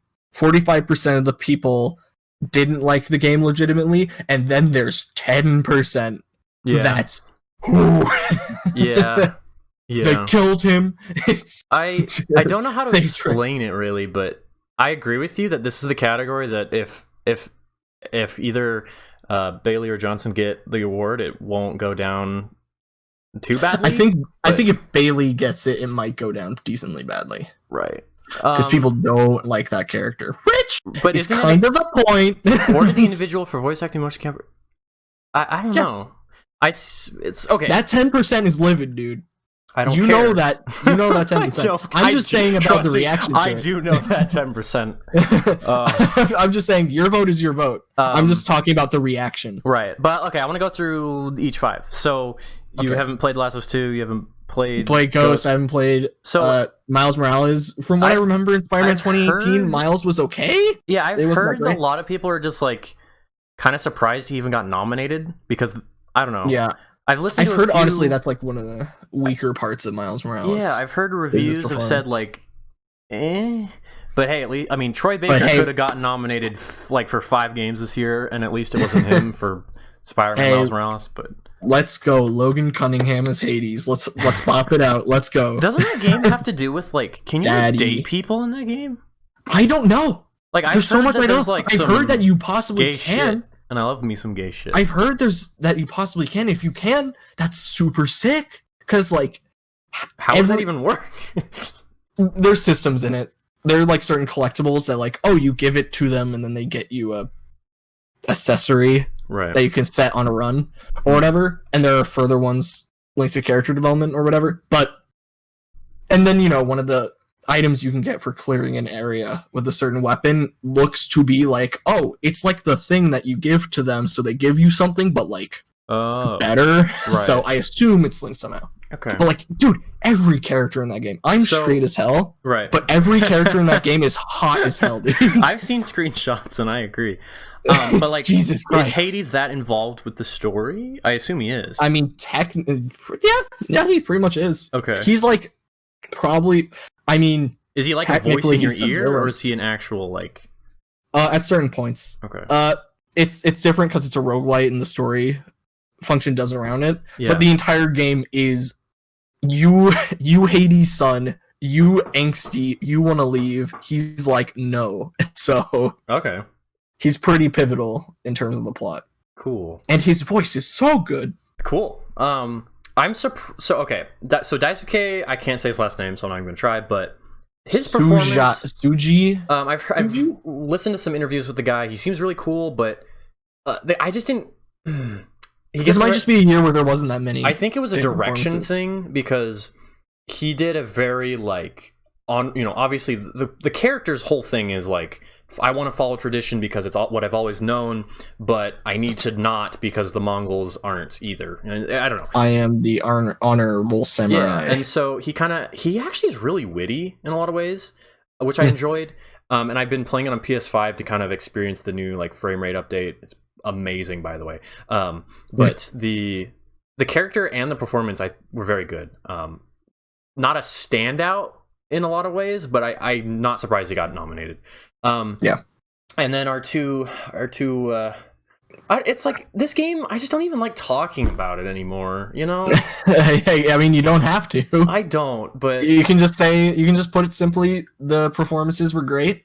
I adored Ashley Johnson in the game because in The Last of Us 1, she plays a very innocent but sort of loudmouthed teenage girl that doesn't have, or I don't know, she just doesn't give a shit. She just does whatever. And so that performance was really good, especially by someone who's in their almost 30s. And then this year in The Last of Us 2, Ashley Johnson and Ellie, they go through some shit, and I think the performance was very, very well done. But my vote goes to Laura Bailey as Abby, the biggest surprise of the year. I love that character so much. They are flawed, they're kind of horrible, but in the best way. It's hard to explain. They're like a Walter White, but more wholesome. Laura Bailey is one of my favorite actors and performers ever. So I know she was nominated last year but was she? Yeah, she was. Was she the girl from Control? It was Kate in Gears. In Control? Oh, Gears. Oh. No, Gears came out this year, didn't it? No, it came out last year. But she was nominated last year. She's also in she's in everything, but she was in Lost Legacy, Batman, Injustice. But anyways, so my vote is Laura Bailey for Abby, because it was something I'd never expected to be. When I heard Laura Bailey was in the game, I was like, oh, cool, she's actually getting a bigger role, because she's always been involved with Naughty Dog games, but kind of played smaller roles. In The Last of Us 1, she literally did random voices, an NPC you hear for once, and it was oh, she's getting a lead role. That's really awesome. I know Neil Druckmann and her are good friends, and so yeah, that's my vote. Abby. Game sound design. Why in the world was Call of Duty not nominated this year? It sounds amazing. 3D audio is the future. Sorry, but this isn't music, so it's different than that. So I am okay. No, I don't know. This is literally the battle of the gun sounds, pretty much. I guess so. In a way, I mean, the only outlier is Ghost. So okay, one of my favorite and most underappreciated things in games is ambient noise. So the sounds that play when you're not doing anything. Yeah, I'm very classical. I'm I like the music. Right. The noises go in and out my ears. And I agree. I think music is great. But audio design. I'm not downplaying it. I'm just saying it's not something I have much of a. I think for a game to really be a 10 out of 10, it needs to nail that ambient sort of, hey, I'm standing completely still. What is the world doing around me? What is the character doing? Stuff like that. And Ghost of Tsushima did a really good job with that. There's so much wind sounds and wind chimes and your horse, and it has great sound design. I'm surprised Call of Duty's not on here. I've really been impressed this year with its sound design, but whatever. I mean, which Call of Duty? Didn't it come out Cold War, the newest one? Didn't that come out today? It came out on the 13th. That's probably my PS5. I've been playing it on because I wanted to play on PS5 the campaign, but I've been playing it pretty much since it came out. To some degree, that could be because of the time. True. Because games that come out closer to the deadline, of course, are going to be screwed. Yeah, Valhalla got not as many as I was expecting, but Anyways, so my vote is for Ghost of Tsushima. As much as I really did like The Last of Us 2's sound design, it wins in the other categories, but Ghost of Tsushima is my vote. Okay. Best score music. We have Last of Us 2, Ori, Hades, Final Fantasy 7, and Doom Eternal. I have a bone to pick here. Do not stab me, Scott. Okay. The one soundtrack I'm not wowed by is Last of Us 2. You know, I kind of agree. It's different, like all these other. I've listened to all of them. Yeah. And 4 out of the 5 are soundtracks I'm like, oh. And Last of Us 2 is like, yeah, the theme's good.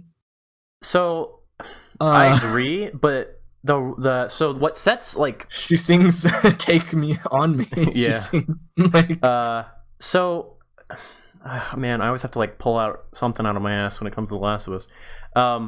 But so with the first game, especially, what made the music in that game was the erratic sort of like non-conformity to the music. And this year with the game, I shouldn't say this year, but with this game, Gustavo Santaolalla didn't do all of the music like he did in the first game. He had help from, I believe his name's like Mac something. Oh, his name's right there, Mac Qualley. But so Mac Qualley actually did like 80% of the music. That's why I don't think it's as good this year or this time. So I was a little disappointed by the music, but I just really like that style. My favorite song from the game is probably my favorite song from the series, the 2 games.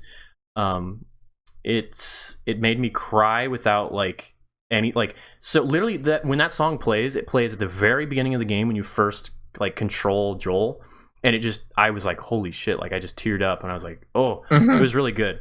I didn't get that from Final Fantasy 7 Remake, the other game I played on here. But it's, oh my god, though. Can I say this about that game? When I said I had a bone to pick, it was about this game. What?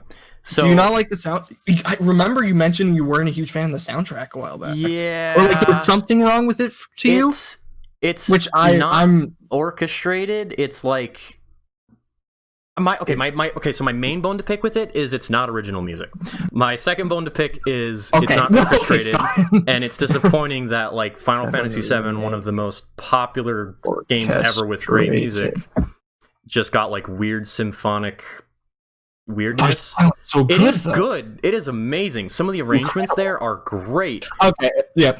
But the way they went about it was disappointing, I think. I think it deserved the orchestra, and I'm sad it didn't get it. Yeah. Mick Gordon's amazing, obviously, but Mick Gordon, I feel so bad they mishandled his. Yeah, that was he isn't on the OST anymore. Yeah, like for the weird. DLC, he wasn't there. It's sad, but Mick Gordon is Mick Gordon. Yeah, I will Darren Korb is Darren Korb. I will say, like with 7 Remake, my favorite moments in the game were did have to do when like music was playing.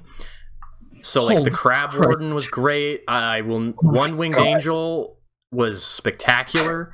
It is weird it was in the game, but it is.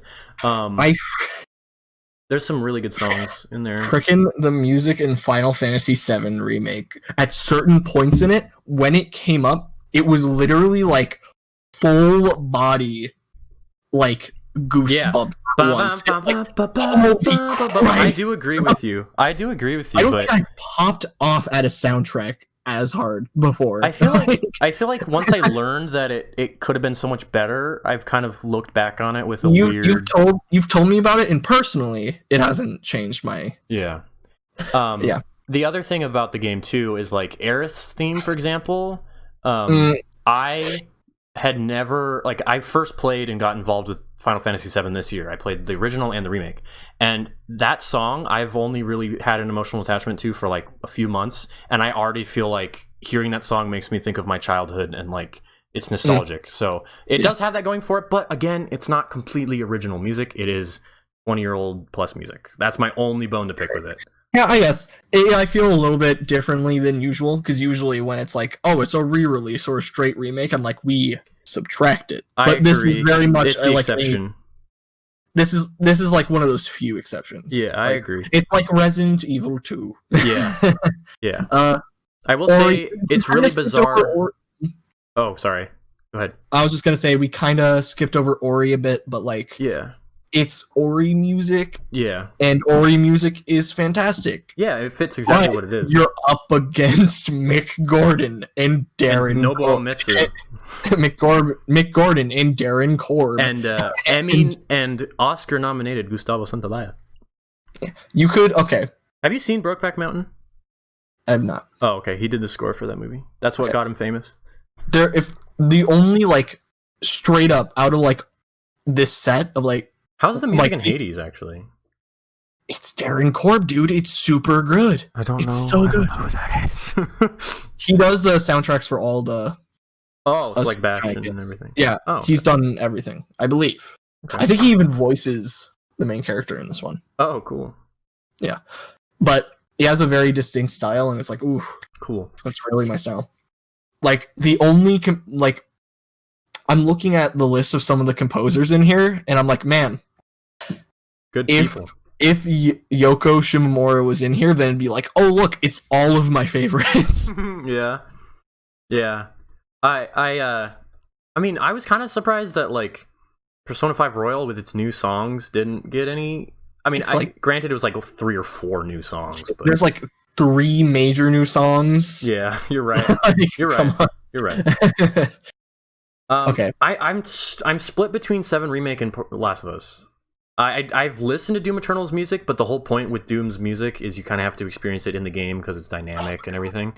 But that new song, The One They Fear or whatever it's called, really good. The Only One They Fear Is You. Yeah, really good. And the opening when they have the freaking like Doom first level theme kind of in it, it's like, oh my god, really good. So, okay, I have a bit of a spicy take for the next category. Okay, best art direction. Okay, this is me being really. I think this is the most hipster, like pretentious I will ever be. Okay. Oh, that's saying a lot. Okay. I'm ready. The Last of Us Part 2, Ghost of Tsushima, and kind of Final Fantasy VII Remake, I don't think really have art direction. Okay. Just in the way of like, it's just that kind of thing where they obviously do, but it's the kind of thing where it's like, when something attempts to simulate reality, my brain kind of thinks like, oh yeah, it's supposed to be real. There isn't much of like an aesthetic or like art direction to it. Though to be fair, the award does include technical achievement and art design. Animation. Like, I guess here's the best way to put it. When I think art direction, I think the first part, which is outstanding creative in design and animation. Okay. I'm definitely on a different stance than you. Ghost of Tsushima and Last of Us Part 2 are definitely on the technical achievement side. Yeah. I mean, I'm more thinking that like aesthetic, you know? I kind of agree with you. That's me saying Hades and Ori are my top 2 picks. Right. My stance is different. I think you're very correct in a lot of ways. I would agree, but like they obviously do have art direction. I don't want to downplay anyone who works on it. Well, I'm of course, just because you work hard on something doesn't mean it will be good. Yeah, I agree. The Last Jedi. Yes. You know, just because a lot of people worked on something and put a lot of time and effort into it doesn't mean that we shouldn't trash on it. I agree. But and not to downplay it, but when I saw art direction, my brain immediately was like, huh, I only see Hades and Ori here. That makes sense to me. And then it was something where after I read, I'm surprised like you wouldn't include like maybe I don't know. Ghost of Tsushima is very different from an art design perspective compared to like the other 3 that you don't care for. I think like that one stands out to me more than like 7 Remake and Part 2. But I don't know. So would you say Hades or Will of the Wisps? I've played the most Hades, and I really like its aesthetic, but Ori is like the original, wow, this is an indie game, it looks incredible. Yeah. So 7 Remake looks good. I think they... So the original game did a very like interesting... 7 Remake? Yes. Okay, here's the thing. Really rough, for sure. Yes, some of them are really rough, but it's kind of counterbalanced with most games. Like, even if it looks good, or it's like, look at this vista, I'll be like, okay, cool, let's move on. you know? Yeah. I don't get caught in that a lot. Okay. Unless, of course, it's something that's more like artistically aesthetic, like Hades or Ori. Right. But Final Fantasy VII did get me at parts. I am the kind of person that, like, so the 7 Remake came out first between Ghost and Last of Us. And so when it came out, I probably took screenshots like every 5 minutes or so. That's how I played that game. And then I did that with Last of Us. And then I did that with Ghost of Tsushima. Like, they're gorgeous games. Yeah, that ain't my scene. Unless it's something like, you know, unless it's something that's like very like artistically and like, oh my god. Right. I think 7 Remake loses points in the technical achievement, but I think that can sort of be resolved with a PC and next gen release. Because some parts of I adore how it's so funny. Okay, it's so funny how when you look up in 7 Remake, it was like the most incredible thing I ever saw, and then you look down, it's like, oh, that's a rough texture right there. Buddy. Yeah. Plus, there's that door. Everyone loves that door. Oh, the door! I forgot about the door. There's parts towards the end of the game that are really rough because it's all like rubble, and it just looks terrible. And it's not like visually striking like the rest of the game is, but who knows? It's art. Maybe it's supposed to be terrible. It felt sort of like rough. I don't know how to explain it, but the level of quality compared to earlier parts of the game felt off. But one thing I do want to put in about 7 Remake is I adore all 4 of the main characters and how they look, how they feel, everything. They did such a great job. As I was playing through that first game, right? The original, I was like, this is how they're gonna look. Like, that's just amazing. Like, that's how I pictured them in my head. Wow. Like, Aerith, I would be best friends with her. Or, excuse me, Tifa, I would be best friends with and hang out with. Aerith, I would like hide from because she's just freaking adorable. And Cloud, I would smash easy. Like, come on, man, not Barrett. That game made Cloud the most attractive person I've ever seen. Like, they did it. Congratulations. I can't believe you're not simping out here for Barrett. Barrett's okay. He just doesn't have an arm. I'm being ableist. I apologize. But Cloud has PTSD, so yeah, he has baggage. Yeah. So that gets a lot of good points for me in the like well, not necessarily creative, but it just looks. There are parts of that game that look really good, and then you go to like not Wall Market, the outskirts when you're going to Wall Market, and you're like, ooh, okay, there's some textures here. There are parts of that game that like look like it's very good in motion. I'll say that. I've ever seen. Ghost of Tsushima has this weird like flatness to it. You can kind of tell that the way they designed the game was to try to make it like as I don't know how to explain it, but there's parts of it that look like when the lighting in the game especially bothers me because there'll be like a pile like mud in front of you for a couple like feet's worth of mud, and it just has this like flat lighting texture on it. It looks weird. Even on like the PlayStation 5 with the frame rate, it didn't translate. It looks weird.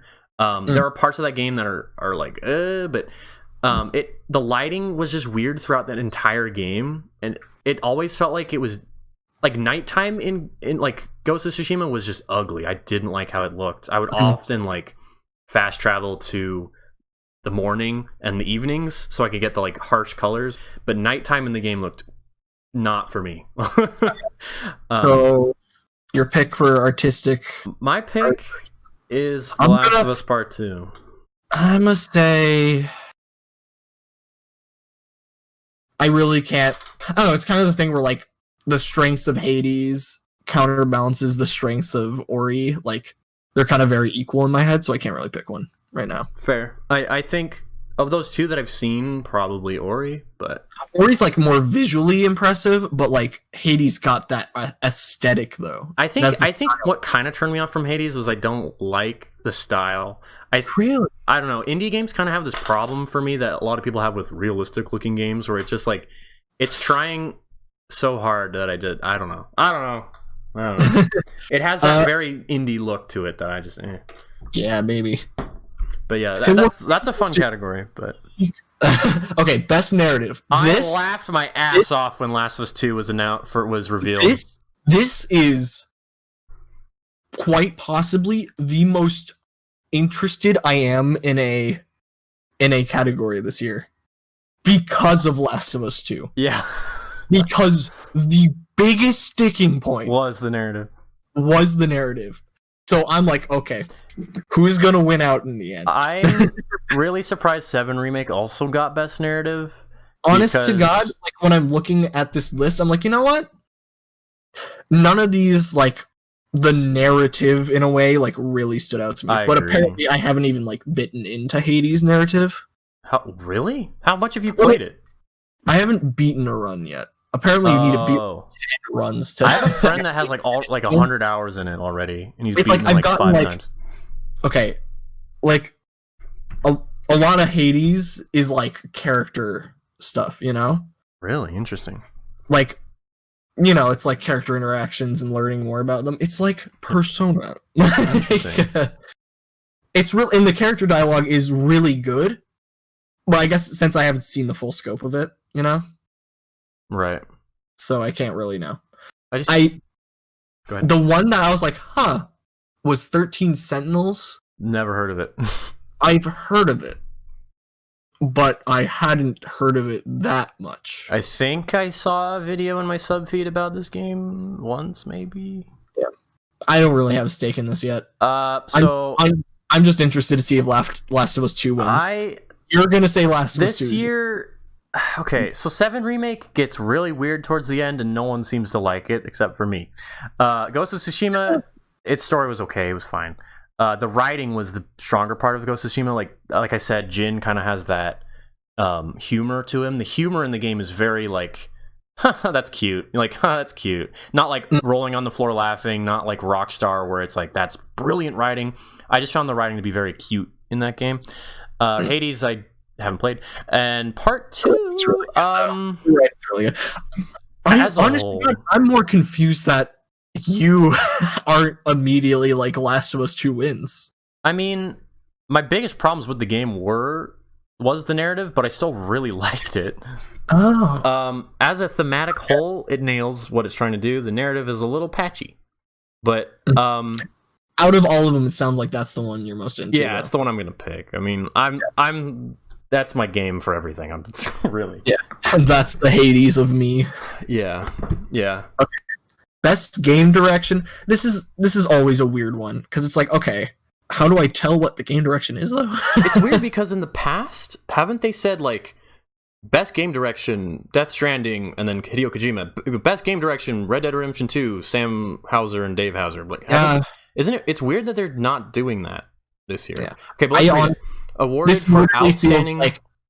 This literally feels like Game of the Year Part 2. Yeah, it's like whoever didn't win Game of the Year. Whoever didn't win or would win. So, okay, let's read and dissect the description. We wanted Half-Life Alyx to be Game of the Year nominee, but that would be the 7th one, so we'll give it to direction. So, obviously, a lot of things go into game direction. But creative vision and innovation in game direction and design. If we're talking design, then I'm out here with Hades. Yeah. If we're talking design, then I'm still holding up my sign of Spelunky 2. Yeah, there you go. I don't think it's going to go to 7 Remake because no one likes no one likes Tetsuya Nomura, my guy. I don't mind him. Like I don't have history with him, so I don't. You're not a Kingdom Hearts fan. Yeah. So you haven't seen Tetsuya Nomura yet. I don't think that game's gonna win that one. Ghost of Tsushima, I couldn't even tell you who the game director was. Sorry. Hades is Hades. I'm sure it's great. Baby Alex, I have no idea who the game director was. And then we get to the Last of Us 2. Yeah, that's another one that people will be angry at. I mean, people are gonna be angry at it no matter what. I mean, I still feel like if it's like, accessibility and performance and even like art direction for technical stuff, people will be like, some people will be mad because they will be, but people will be a lot more like, okay, yeah. So the thing I'll say about but narrative and Neil Druckmann are two things I see sticking points of. Yeah. I don't want to talk about it, but it gets my vote. But I'm not going to talk about it. That makes sense. Okay, Scott. I think it's pretty clear what our game of the years are. Yeah. I like Hades. You like Last of Us 2. But what do you think will win? Okay. Ghost of Tsushima. Okay, okay. Let's go through in order. Doom Eternal, I think, is going to have it's going to be like, you know how like Devil May Cry 5 was last year? You know, where like everyone was like, it's the best game I've ever played, it deserves it, and fuck you, fuck you, fuck you. That's me. That's Doom Eternal this year. Yes, easily. it is. It's gonna have a very big, like, vocal but small, I think, group. Same with Hades. I think obviously Hades is gonna be a smaller group than Doom, but I'm saying in terms of like very vocal, smaller group. They're also the two best games of the bunch, but 7 Remake, I am kind of surprised by. I do not believe that you're kind of surprised by. I mean, it's okay. I was. Go ahead. I've referred to the 6th entry a lot, and that was Animal Crossing. Yeah. All the other 5 ones, I was like, walking into this, I know these 5 are going to be in. Right. 100% would have bet money on it. Right. Including Final Fantasy VII Remake. I think the thing is with 7 Remake was like a lot of people just had problems with it, and like differently than with like Last of Us 2. Like even the reviews weren't very spectacular. You kind of had people who are like, it's really good, but there's pacing issues, and like some of the levels are just dumb. It's got that hype power, though. I feel like it has the push. My issue with the game too was it just didn't have a focus. Almost, you know. I don't know. It kind of felt all over the place. And so far from what I've played, I disagree. But you're also earlier in the game. Trust me. Once you get, I'm at the best part of the game. So yeah. We'll have to see. I don't know. Like, there was just so many things with 7 Remake where I'm like, oh my god, game, really? Like, I gotta do this now? People didn't like that arm level, right? Dude, that sucked. I hated that. Really? That took like 5 seconds. The train. I loved that. The train part is worse. The train graveyard is terrible too. But I remember one of the whenever people brought up like the bad level, they were like, the one where you had to move the arms to move the boxes. Yeah. I was like, you mean that thing that took like half a minute? I didn't like it at all. Music? The music was great, but I did not like the gameplay in that section. Kind of chill. I don't know. I know that part was great for like Aerith character building. You know, Aerith is just like this is what I was gonna say with the big butt. The high moments in 7 Remake, some of the best moments and most memorable moments of the year. But it's the but. Those are the same high and memorable moments from the first game. So it's a hard game to really put into this whole Game Awards thing. Here's the thing though. 7 Remake is definitely a very different game entirely. I agree. The story in terms of like, here are the beats we are hitting is the same part of it, you know? Right. Until the end. Yeah. And some middle points. Yeah. And quite a bit middle points, you know? I guess to me, like, especially someone that's played through the original, it's like, you weren't like this with Resident Evil 2 last year, so I'm kind of confused why you are with this year. Because Resident Evil 2 had a lot of new stuff that was really good. 7 Remake, a lot of the new stuff was just okay. Like, I didn't do any of the new stuff with Chadley. I didn't do any of the like VR-esque missions. I barely touched the side content. Like, I don't know. The new stuff didn't draw me in. You had the weird guy on the motorbike. Like, what was he all about? I don't know. The new stuff... I did like how they fleshed out Jesse, for example. I thought that was pretty cool. I liked how they focused a little bit more on Wall Market, because that was a very small part of the original. But a lot of the other new stuff, Yeah, I guess why I'm only a little confused, at least even when you bring up that it was kind of like a mixed reception in a lot of ways, is because like the two biggest Final Fantasy VII simps I know online, like content creators and stuff. Yeah. Like they're both like Final Fantasy VII original, favorite game ever made. They both adored the remake. Interesting, because I know someone that even the ending. So I know someone that really hated this game that loves the original, and I don't like that guy very much. Sorry if you're watching this, but when all he did was complain about literally like pixels on the screen with this. I mean, game. of course, you're gonna get some people like that where it's like recreating something so beloved. Yeah, but I heard a lot of positive things. Like to me, I'm sure with an Ocarina of Time remake of this caliber, I would be far more like nitpicky. I would probably be very nitpicky, maybe. You'd be to some degree that guy. Yeah. But I think what really helped me with the remake was I like just came hot off the trails of the original. I just played it. Didn't have the 20 some years of nostalgia and the 13 years of hype for this remake. Yeah. And I don't want to like diminish the game, but I don't know, like I finished the game and I was just kind of like, okay, I don't know. It was good. It was really good. There were great moments in it. I loved most of the boss fights. Scott, the Genova fight was really good too. This may be something we can agree on. You may have found how I feel about God of War. Yeah. I kind of yeah, it's good. It's really good. But like, is it that? When I finished, like I honestly would have given it on my scale of 1 to 10 an 8. Like it was good. Yeah. I love the characters in this game so much. They did a great job. I'm excited for the future, especially with new additions that they've made. And I loved how I loved that like whole mission with Jesse's house. Like I loved that. It was great. But like parts in the middle, I don't really remember very well. There's just a lot of the missions felt like they dragged on, but the high moments in the game are very good. And that's why I think a lot of people, it's like Rogue One, but better. You know how Rogue One kind of tricks you into thinking it's good at the end? It's a Scott. I know you aren't a fan of Rogue One. Okay, you know how Rogue One has an amazing third act, but a very meh first and second. Yeah, it's okay. That's how I felt with this game, but on a better level, if that makes sense. Yeah. Okay, I get it. I'm interested for you to finish it. Kind of similar how I feel about God of War, like just in the way of like right. There's differences, of course. Like 7 Remake, there's literally a part where you climb stairs for like 10 minutes if you make a wrong choice.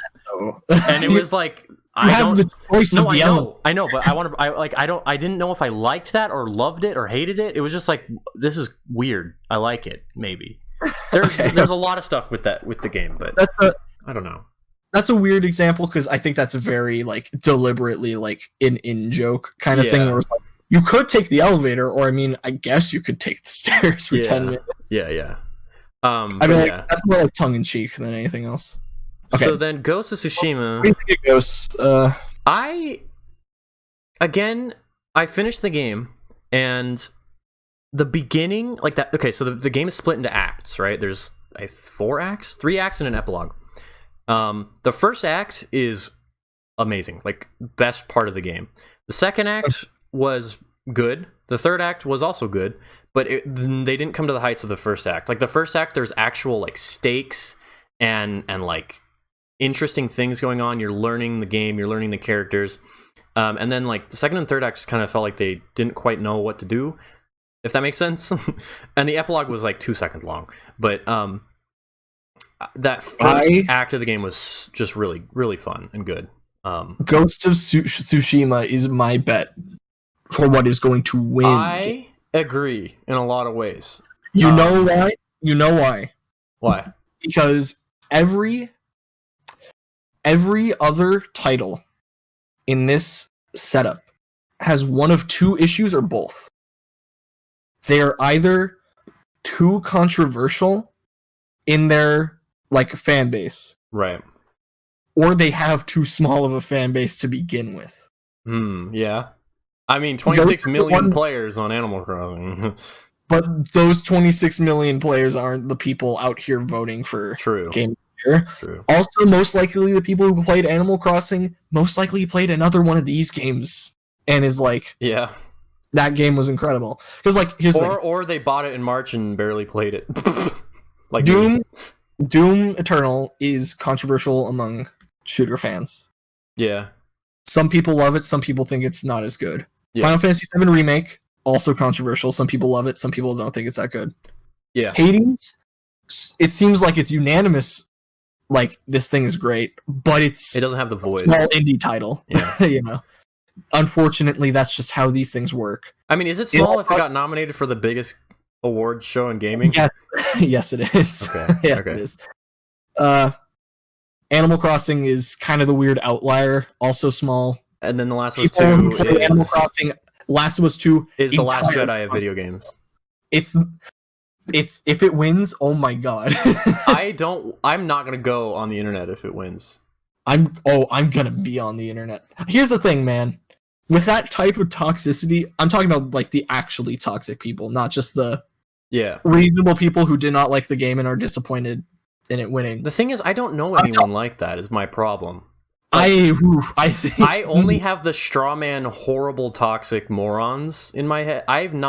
Everyone I know that has played this game and I've talked to about them genuinely liked it.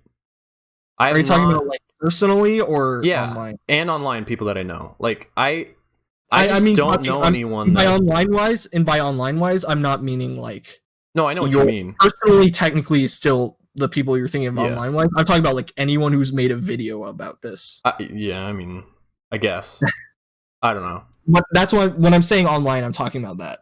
Like the people who are out here making video essays and like reviews. 12-hour long. Literally, it's just the last. It's the Last Jedi of games. It really is. You have your Mauler 25-hour videos and bullshit like that. Mauler, my guy. But yeah, I agree with you. I think Ghost of Tsushima is probably the least controversial pick. Yeah. Here's what I was gonna say though. I was gonna say when it comes to that toxicity, you can either like give into it and be like, "Oh, this is really taking off my mood," or you can laugh at it because it is funny as hell. Yeah. No one knows how to structure a sentence. Everyone's conspiracy theories, like if I'm not mistaken, casually being like sexist and racist, it's and like transphobic, even though there's not even a trans character in the game. Right? If I'm not mistaken, Ghost of Tsushima has the lowest like Metacritic score, and I'm not saying that really means anything. I just know like critically, it didn't do very as good as the other 4 or other 5. Then okay, we probably need to have an entire episode. Yeah, we could have an episode where we go over like the 3 topics we always touch on. Like what makes a game good, what makes a game bad. Somehow it always comes down to like games journalism, difficulty, and like it does. It really does. And, like what we like in games and not. Yeah. So we should probably have an episode where we just cover those. That's fair. That's fair. To be fair, I'm definitely games journalism. Like it's very centralized around 7 to 10. What do you mean? It is. Wait, what do you mean? Like the scores given to games. Oh yeah. Generally for ones that are considered good. Yeah. Is generalized around 7 to 10. Yeah. So it's kind of harder to. Yeah. You know, like it doesn't have that much critical acclaim. It's like okay, so is it like getting 60s and 90s, or is it like sitting there at like the? If I'm not, like Fallout 76 has like a 50 on Metacritic, which is like pretty high for what it is. 50. Yeah. It's functionally broken. Yeah, I mean, I've heard it's gotten better over the years, but you know.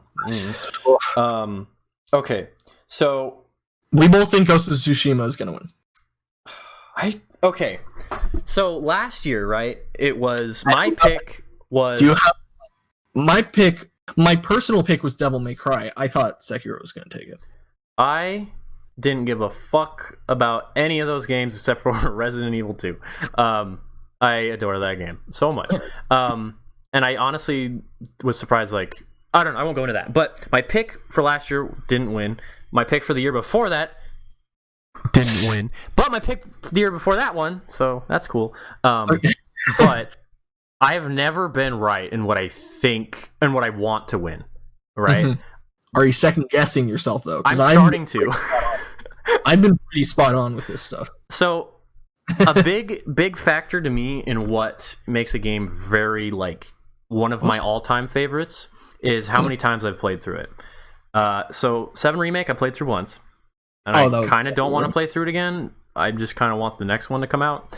Ghost of Tsushima, I booted it up for the first time since I beat it on PS5, but that's because of an update and performance enhancement. Animal Crossing fell off a cliff for me, and The Last of Us 2 I've played through 4 times. So that's your personal pick. It's my personal pick. Yeah, personal pick and what I think is going to win are entirely separate, because I know, like, there's like 3 aspects to like niche game fans. Like, yeah, and that's like being loud and proud and like showing it to everyone you know. Yeah. You're like, yo, you got to play this. There's like, I'm buying extra copies. right. You know, that's like, I'm definitely in that group. I'll be 100%. Yeah. You know? I kind of agree with you. I think Ghost will win, but it's the least controversial. If you're really theorizing that there is in any way any type of like, I don't want to say political affiliation, like every time is it the Oscars or the Grammys for movies? Oscars. Movies. Every time it's the Oscars, like, and something wins, people are like, okay, yes, this is the politically correct choice, you know? Yeah, I mean, this year was a surprise, but usually... Like, you know, this movie's in here because of that. Yeah. If you really want to think that deep about it, then you could also be like, Ghost of Tsushima. It's just, like, just deep enough in that level, like, oh, it's about Japan. Like, yeah. Yeah. I think but in a lot of ways, I can also see Doom winning. I think the top 3 in my eyes for what will win are Doom, Ghost, and Last of Us. But I would see Final Fantasy VII before Last of Us, but okay, yeah, interesting. I don't know. It's the kind of thing where it's like, you say a lot of people you've talked to really like Last of Us 2. Yeah. But at least in my journeys on the internet, I've seen a lot more of a mixed reception. Like, there's a lot of things I've seen where people love the game and they explain why, and it's like, yeah, that makes a lot of sense. And there's a lot of things where people are like, I'm not a fan of this. And they explain, like, yeah, that makes sense. Like, right. You know? But this is the first year where I really am like, so Breath of the Wild, right? I pretty much knew the day that I played that game, it was Game of the Year. I knew. I was like, that's it. 2018 Red Dead Redemption 2, I was like, this is it, but I hadn't played God of War yet, so but I was like this is it, this is the game. And then obviously this year the credits roll on Last of Us 2, my face is covered in liquid from my tears. Yeah, you have your obvious game in the year. So I have the obvious pick for sure. Yeah, but there's no issue. I do agree with you that it's probably going to be Ghost, but I haven't finished Hades yet, but like, if at the end we're talking about like at the end same of the time, game, I was like, holy god, that was sick. That was totally Doom. Like, yeah, fair. Dear God, Ghost of Tsushima as well has done very, very well, like commercially. It's also like had that like free multiplayer update. Yeah, the multiplayer's great. That brought up a lot of positive buzz because it was like, hey guys, yeah, it was free, no microtransactions, cool, and not steal your money. Like, it's really good stuff, and it's even better on PS5 because of the frame rate. It's great. I really do like that multiplayer. In fact, I kind of wish you'd get the game just to play it, but I know you won't. But I'm not super interested. No, yeah, this is like the one year I can think of where post Game of the Year, it's either I've played all the games in it that I'm like, you know what, that seems interesting, or I'm already planning to play those games. Yeah, because there isn't anything really. I know pre-release. Technically, you can say like Spiritfarer, right? In a way, but that was already on my list. There's no Disco Elysium except for maybe Hades, but like, just for a lot of people, it probably is Hades. Yeah, because you still gotta keep in mind, like, because everyone and their dog has Animal Crossing. A million, it's like, oh my god, yeah, this is it. Yeah. I will say too, it was really interesting to see like trophy completion numbers and game completion numbers. Like, apparently Last of Us 2 had like the highest game completion rate on PlayStation, and then Ghost of Tsushima came out and apparently rivaled it, which was surprising because that's a long game. Yeah, I mean, if I'm correct, but like Ghost of Tsushima is long, like 40 hours long, Part 2, Last of Us is a narrative-driven game where you pretty much can't put it down necessarily. Yeah, it took me 18 hours to finish it. And to be fair, like I can beat it in like 12 if I'm quick, but and to be fair, like one of the more, I would say this is a criticism that is even among the people who like the game is actually like, yeah, that's legit, is that's a little bit too long for its own good. Right. Like, I guess I'll ask you this. When you stretch a 10-hour game into a 20-hour one with gameplay that fits a 10-hour game, it's like, okay. I'll ask you this. You can go a couple extra hours, but eventually the gas is out. So when you think of gaming in a year, right, you kind of either think of, in my eyes, I think of one or two games, right? 2018, I think of Red Dead and God of War. 2017, Mario and we haven't Zelda. Played before. That's fair, I know, but I think of it because that was a big game that year. What do you think is that game this year that in 5 years people will say, hey, 2020 had this game and it was great? Okay. Because I think it's going to be 7 Remake. I have a cynical, but I think it's going to be... Okay, yeah, that. I actually didn't consider that for a second. But like my cynical answer was going to be like, well, usually it's whatever one game of the year. True. Despite its quality, you know? True. Usually that's the one people remember. Because that's what they put on the box, and that's what they... Yeah, true. But even games that don't win... If we're talking the like landmark, like this happened this year, it's going to be new consoles or it's going to be Final Fantasy VII. Just because that's been such a build-up for so long. I mean, the whole generation. Or it's going to be Cyberpunk. And it's going to be Cyberpunk. True. My bad. Like, pretty much the whole generation, it was, when is 7 Remake coming out? What is the deal with it? PS3. Yeah. Like, the whole generation. It was a PS3 tech demo. Yeah. And I will say, like, the end of a generation is really special because that's when the games are at their fullest potential in a lot of ways. And I think that happened this year with pretty much every game on this list. Yeah.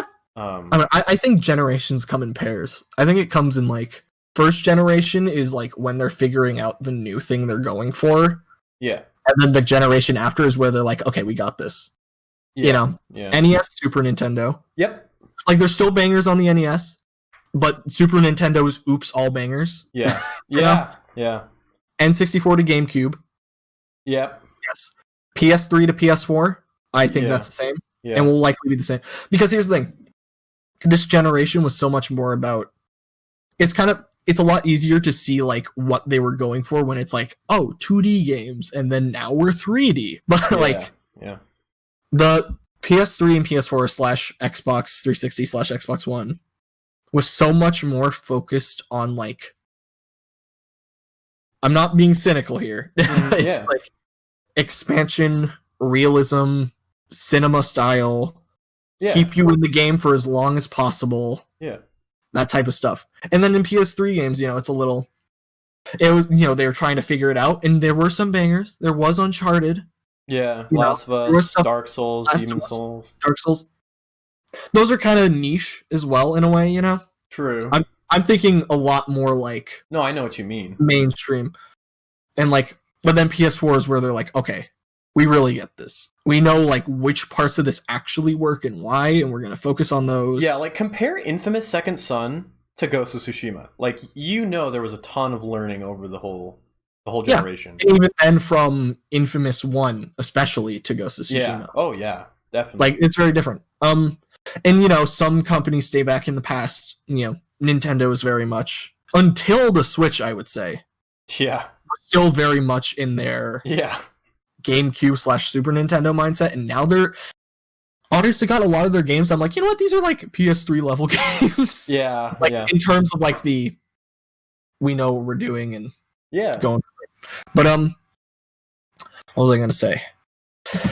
Oh, the train. You know, some companies stay in the past. I mean, let's be real here. That's why people feel a lot of, when you hear a lot more like concerned, like very intelligent criticisms of things like Ubisoft games, or even like the recent Rockstar Red Dead 2, it's a lot more, I think, going back to that source of like, okay, a lot of companies are really proceeding in their design ideas and like really getting it down, this still kind of feels like, you know, a PS3 kind of like, you know, they haven't cut out the chaff yet.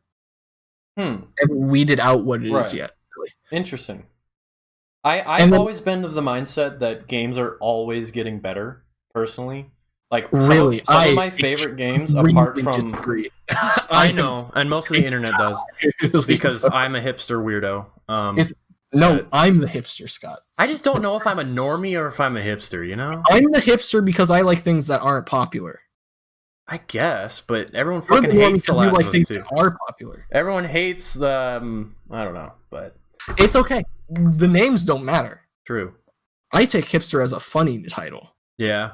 And you can take normie as a funny title. Or you can be like, "Aw, man." Yeah. I'm a normie. Yeah. But there's no issue with it. But anyways, I've always been of that mindset.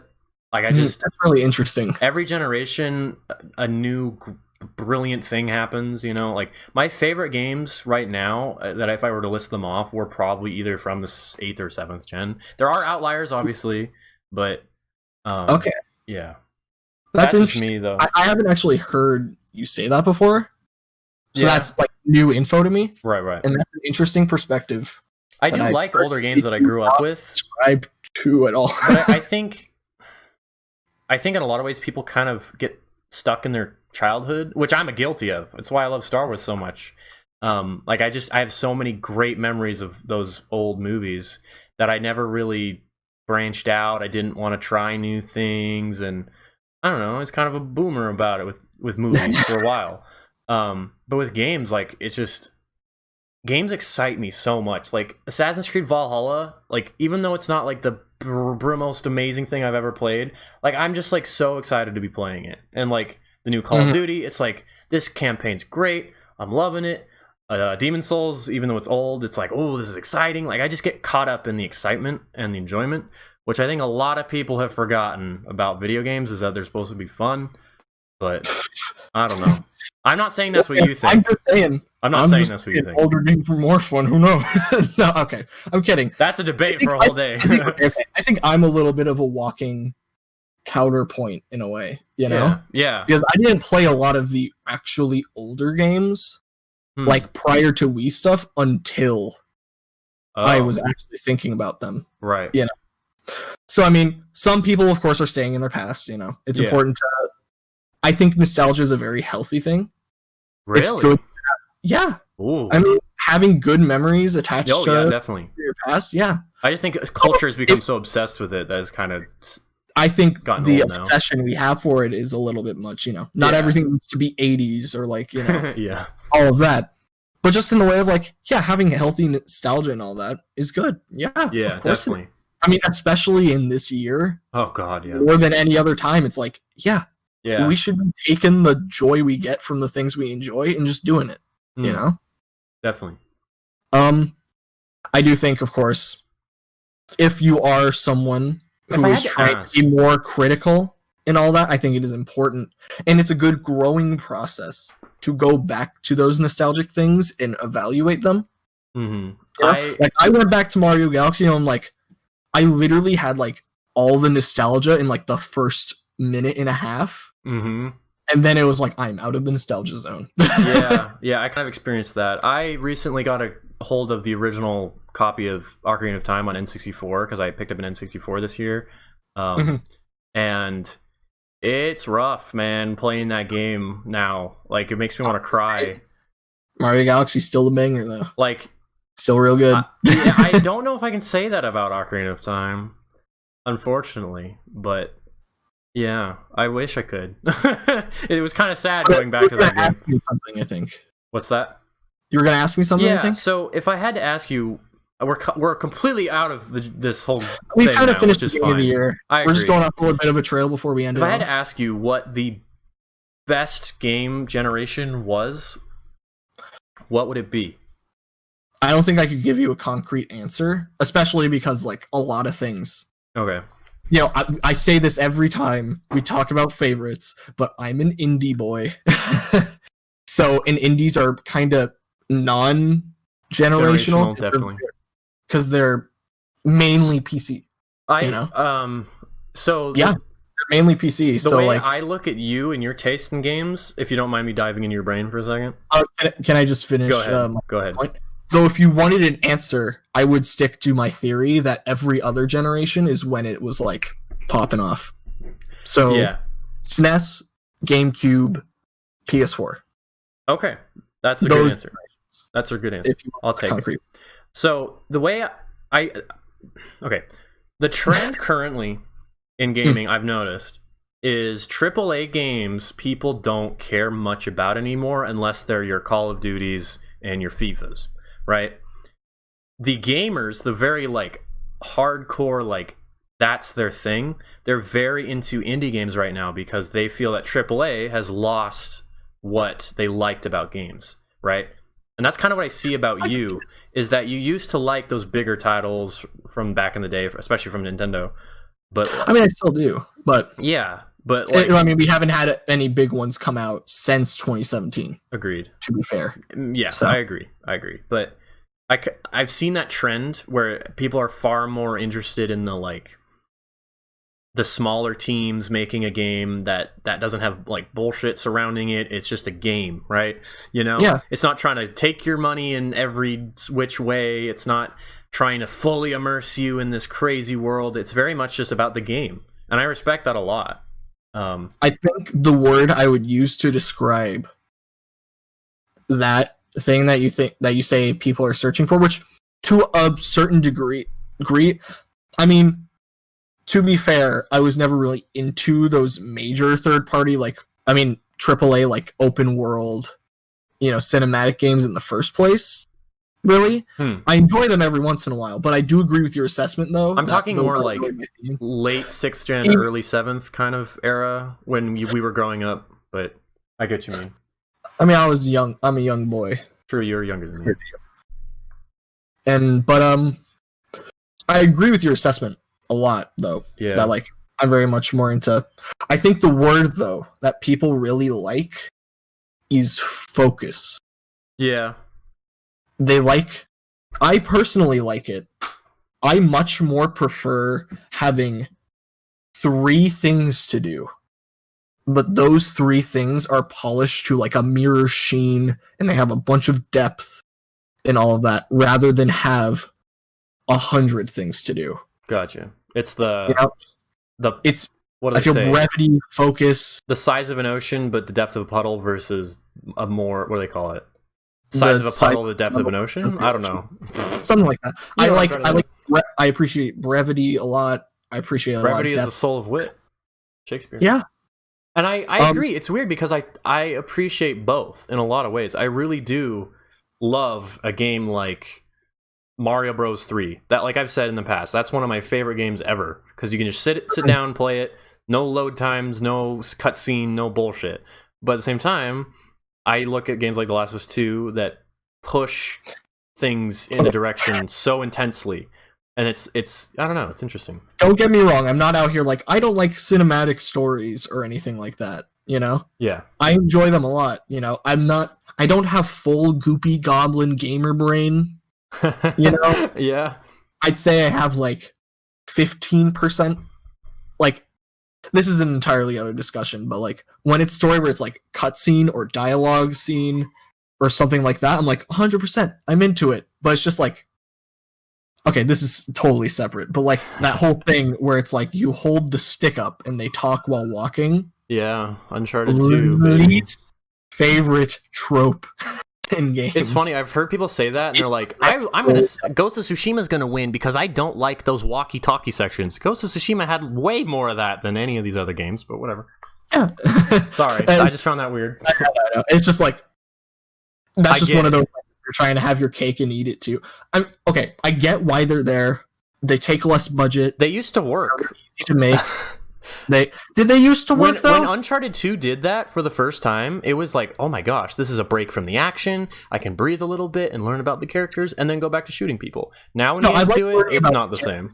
It's just, it's that kind of thing where it's okay, can I at least then have a button? Can I just push triangle and have them move for me? You have to try The Witcher 3 then, because that game, when it does its walking sections, you can move as fast as you want, and the NPC will follow you, True. and then it will cut off the dialogue when you reach the checkpoint. That's one thing I think is cool. Yeah. But to be fair, when I look at Witcher 3, I'm like, okay, that's a big ocean right there. Yeah, it is. That's way too much for little old me. And there's brothels. Do you think you'd handle the brothels very well? I'll be fine. But I definitely think focus is one thing I very much enjoy in a game. And I'm probably more tone focused. That makes sense. Yeah.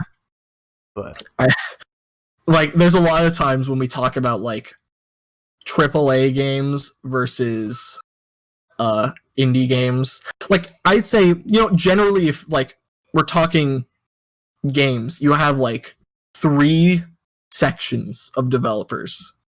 Okay? Very interesting. You have Western AAA. Yeah. And that includes everywhere outside of Japan. Because Japan is Japanese AAA. Yeah. And then you have the indie scene.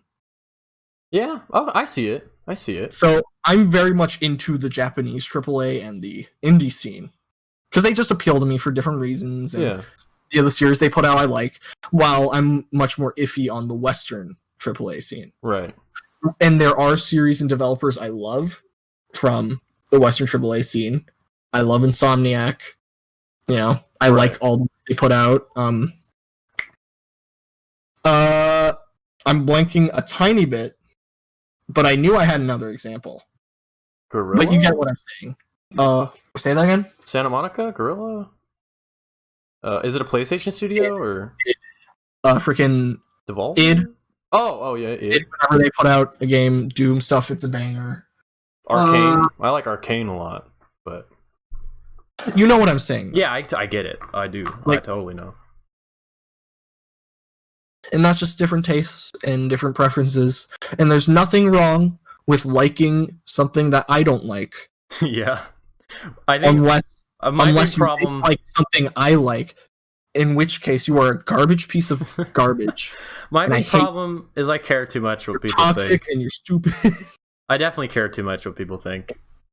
And you're racist. I kind of fence it in a lot of ways. I'm sometimes too afraid to form an opinion, and I shouldn't be that way. Better, definitely. I've been more concrete in my opinions. Not only that, but definitely in terms of like not taking other people's opinions too much to heart. Yeah. Yeah. Because I remember back when Last of Us 2 came out, that was a little like, it was very much like, man, it sucks that people don't like this, Yeah. Yeah. But you have grown, my boy. Yeah, and I played through the game 4 times, so at that point I don't think I finished the game. Which oh god, no. For the life of me, okay. I will die on that hill. For the life, you do what you want. But for the life of me, I don't understand how you can both be the biggest Wii hater I know and the biggest Wii U simp I know. Really? Interesting. Yes. Okay, interesting. Like, it's something where I'm just like... Because to me, the consoles are like almost complete opposites, but... Yeah, it's just something where it's like, usually it's turned around. Like, when I see people talk about it. We could have if they don't like the Wii U, they like the Wii or whatever. Yeah, it's like usually like the historical analysis is like the Wii U is like a mediocre follow-up that just tried to like live in its shoes again. Yeah. And then try to innovate. It's like, Mm-hmm. I mean, also it's kind of weird because it's like, a lot of those things you criticized about the Wii, like, are the same with the Wii U, definitely. About the Wii U. For sure. Like, motion controls and like the library is almost entirely gone now. Like, true. Changed the focus, but that's besides the point. I just found that funny. Yeah, I'm a hypocrite, I'll admit. I don't know. Dude, we're all hypocrites, okay? I have to make it clear for the audience that the Wii U is not my favorite Nintendo console, like anywhere near. But but you do like it. I do. I think it's awesome. It's underappreciated. Mm-hmm. Just like Ghost of Tsushima, because it's gonna win. Gotta say though, freaking Super Nintendo pretty overrated, TBH. Thank you. Oh my gosh. Yes. Okay. Wait. No, shut up. You thought I was being serious? Oh wait. Oh yes. That was a joke. Oh. You know how much I hate overrated as a term, like in discussion. Oh, you sounded really serious. I'm not gonna lie. Look, man, what can I say? I'm just an actor. Oh my god, that was good. That was good. I'm a clown. I like the Super Nintendo a lot. I don't like it as much as other people, but I like it a lot. Same. It's has a lot of bangers. I'm also an N64 hater, but we can get in that another day. Mm-hmm. The N64 is jank. Like, disliking the N64 is like if you dislike the NES. It's like, I get it. It's weird because I really like Nintendo, but in a lot of ways I don't. But whatever. I get why you can't look past it, like a lot of the issues it had. But personally, I'm like, yeah, I can look past it. Yeah. For a lot of games, some games I can't. Some games are like, okay. In a lot of ways, like I have the 5th fucking PlayStation right next to me. It wouldn't exist if the N64 was the way it was. If the N64 was different, you know what I mean? Like that console is such a fuck up in a lot of ways, but it was also awesome in a lot of ways. It's kind of like the Wii U. It really like the N64 is a lot like the Wii U, but that's beside the point. All I'm saying is you can trash on any N64 game you want, but Star Fox 64 is still a banger. Yeah, it's great. That's it's a focused game. It's a focused game. There you go. What can I say? Yeah. And the voice acting is incredible. It is pretty good. Well, ladies and gentlemen, I think we're going to end it here. Becky Hare is better. Any final thoughts, Gabe? Other than Peppy Hare being better than any performance in The Last of Us 2, not really. Fair enough. Thanks, guys. We'll see you probably next month or sometime in between. Bye-bye. Yeah.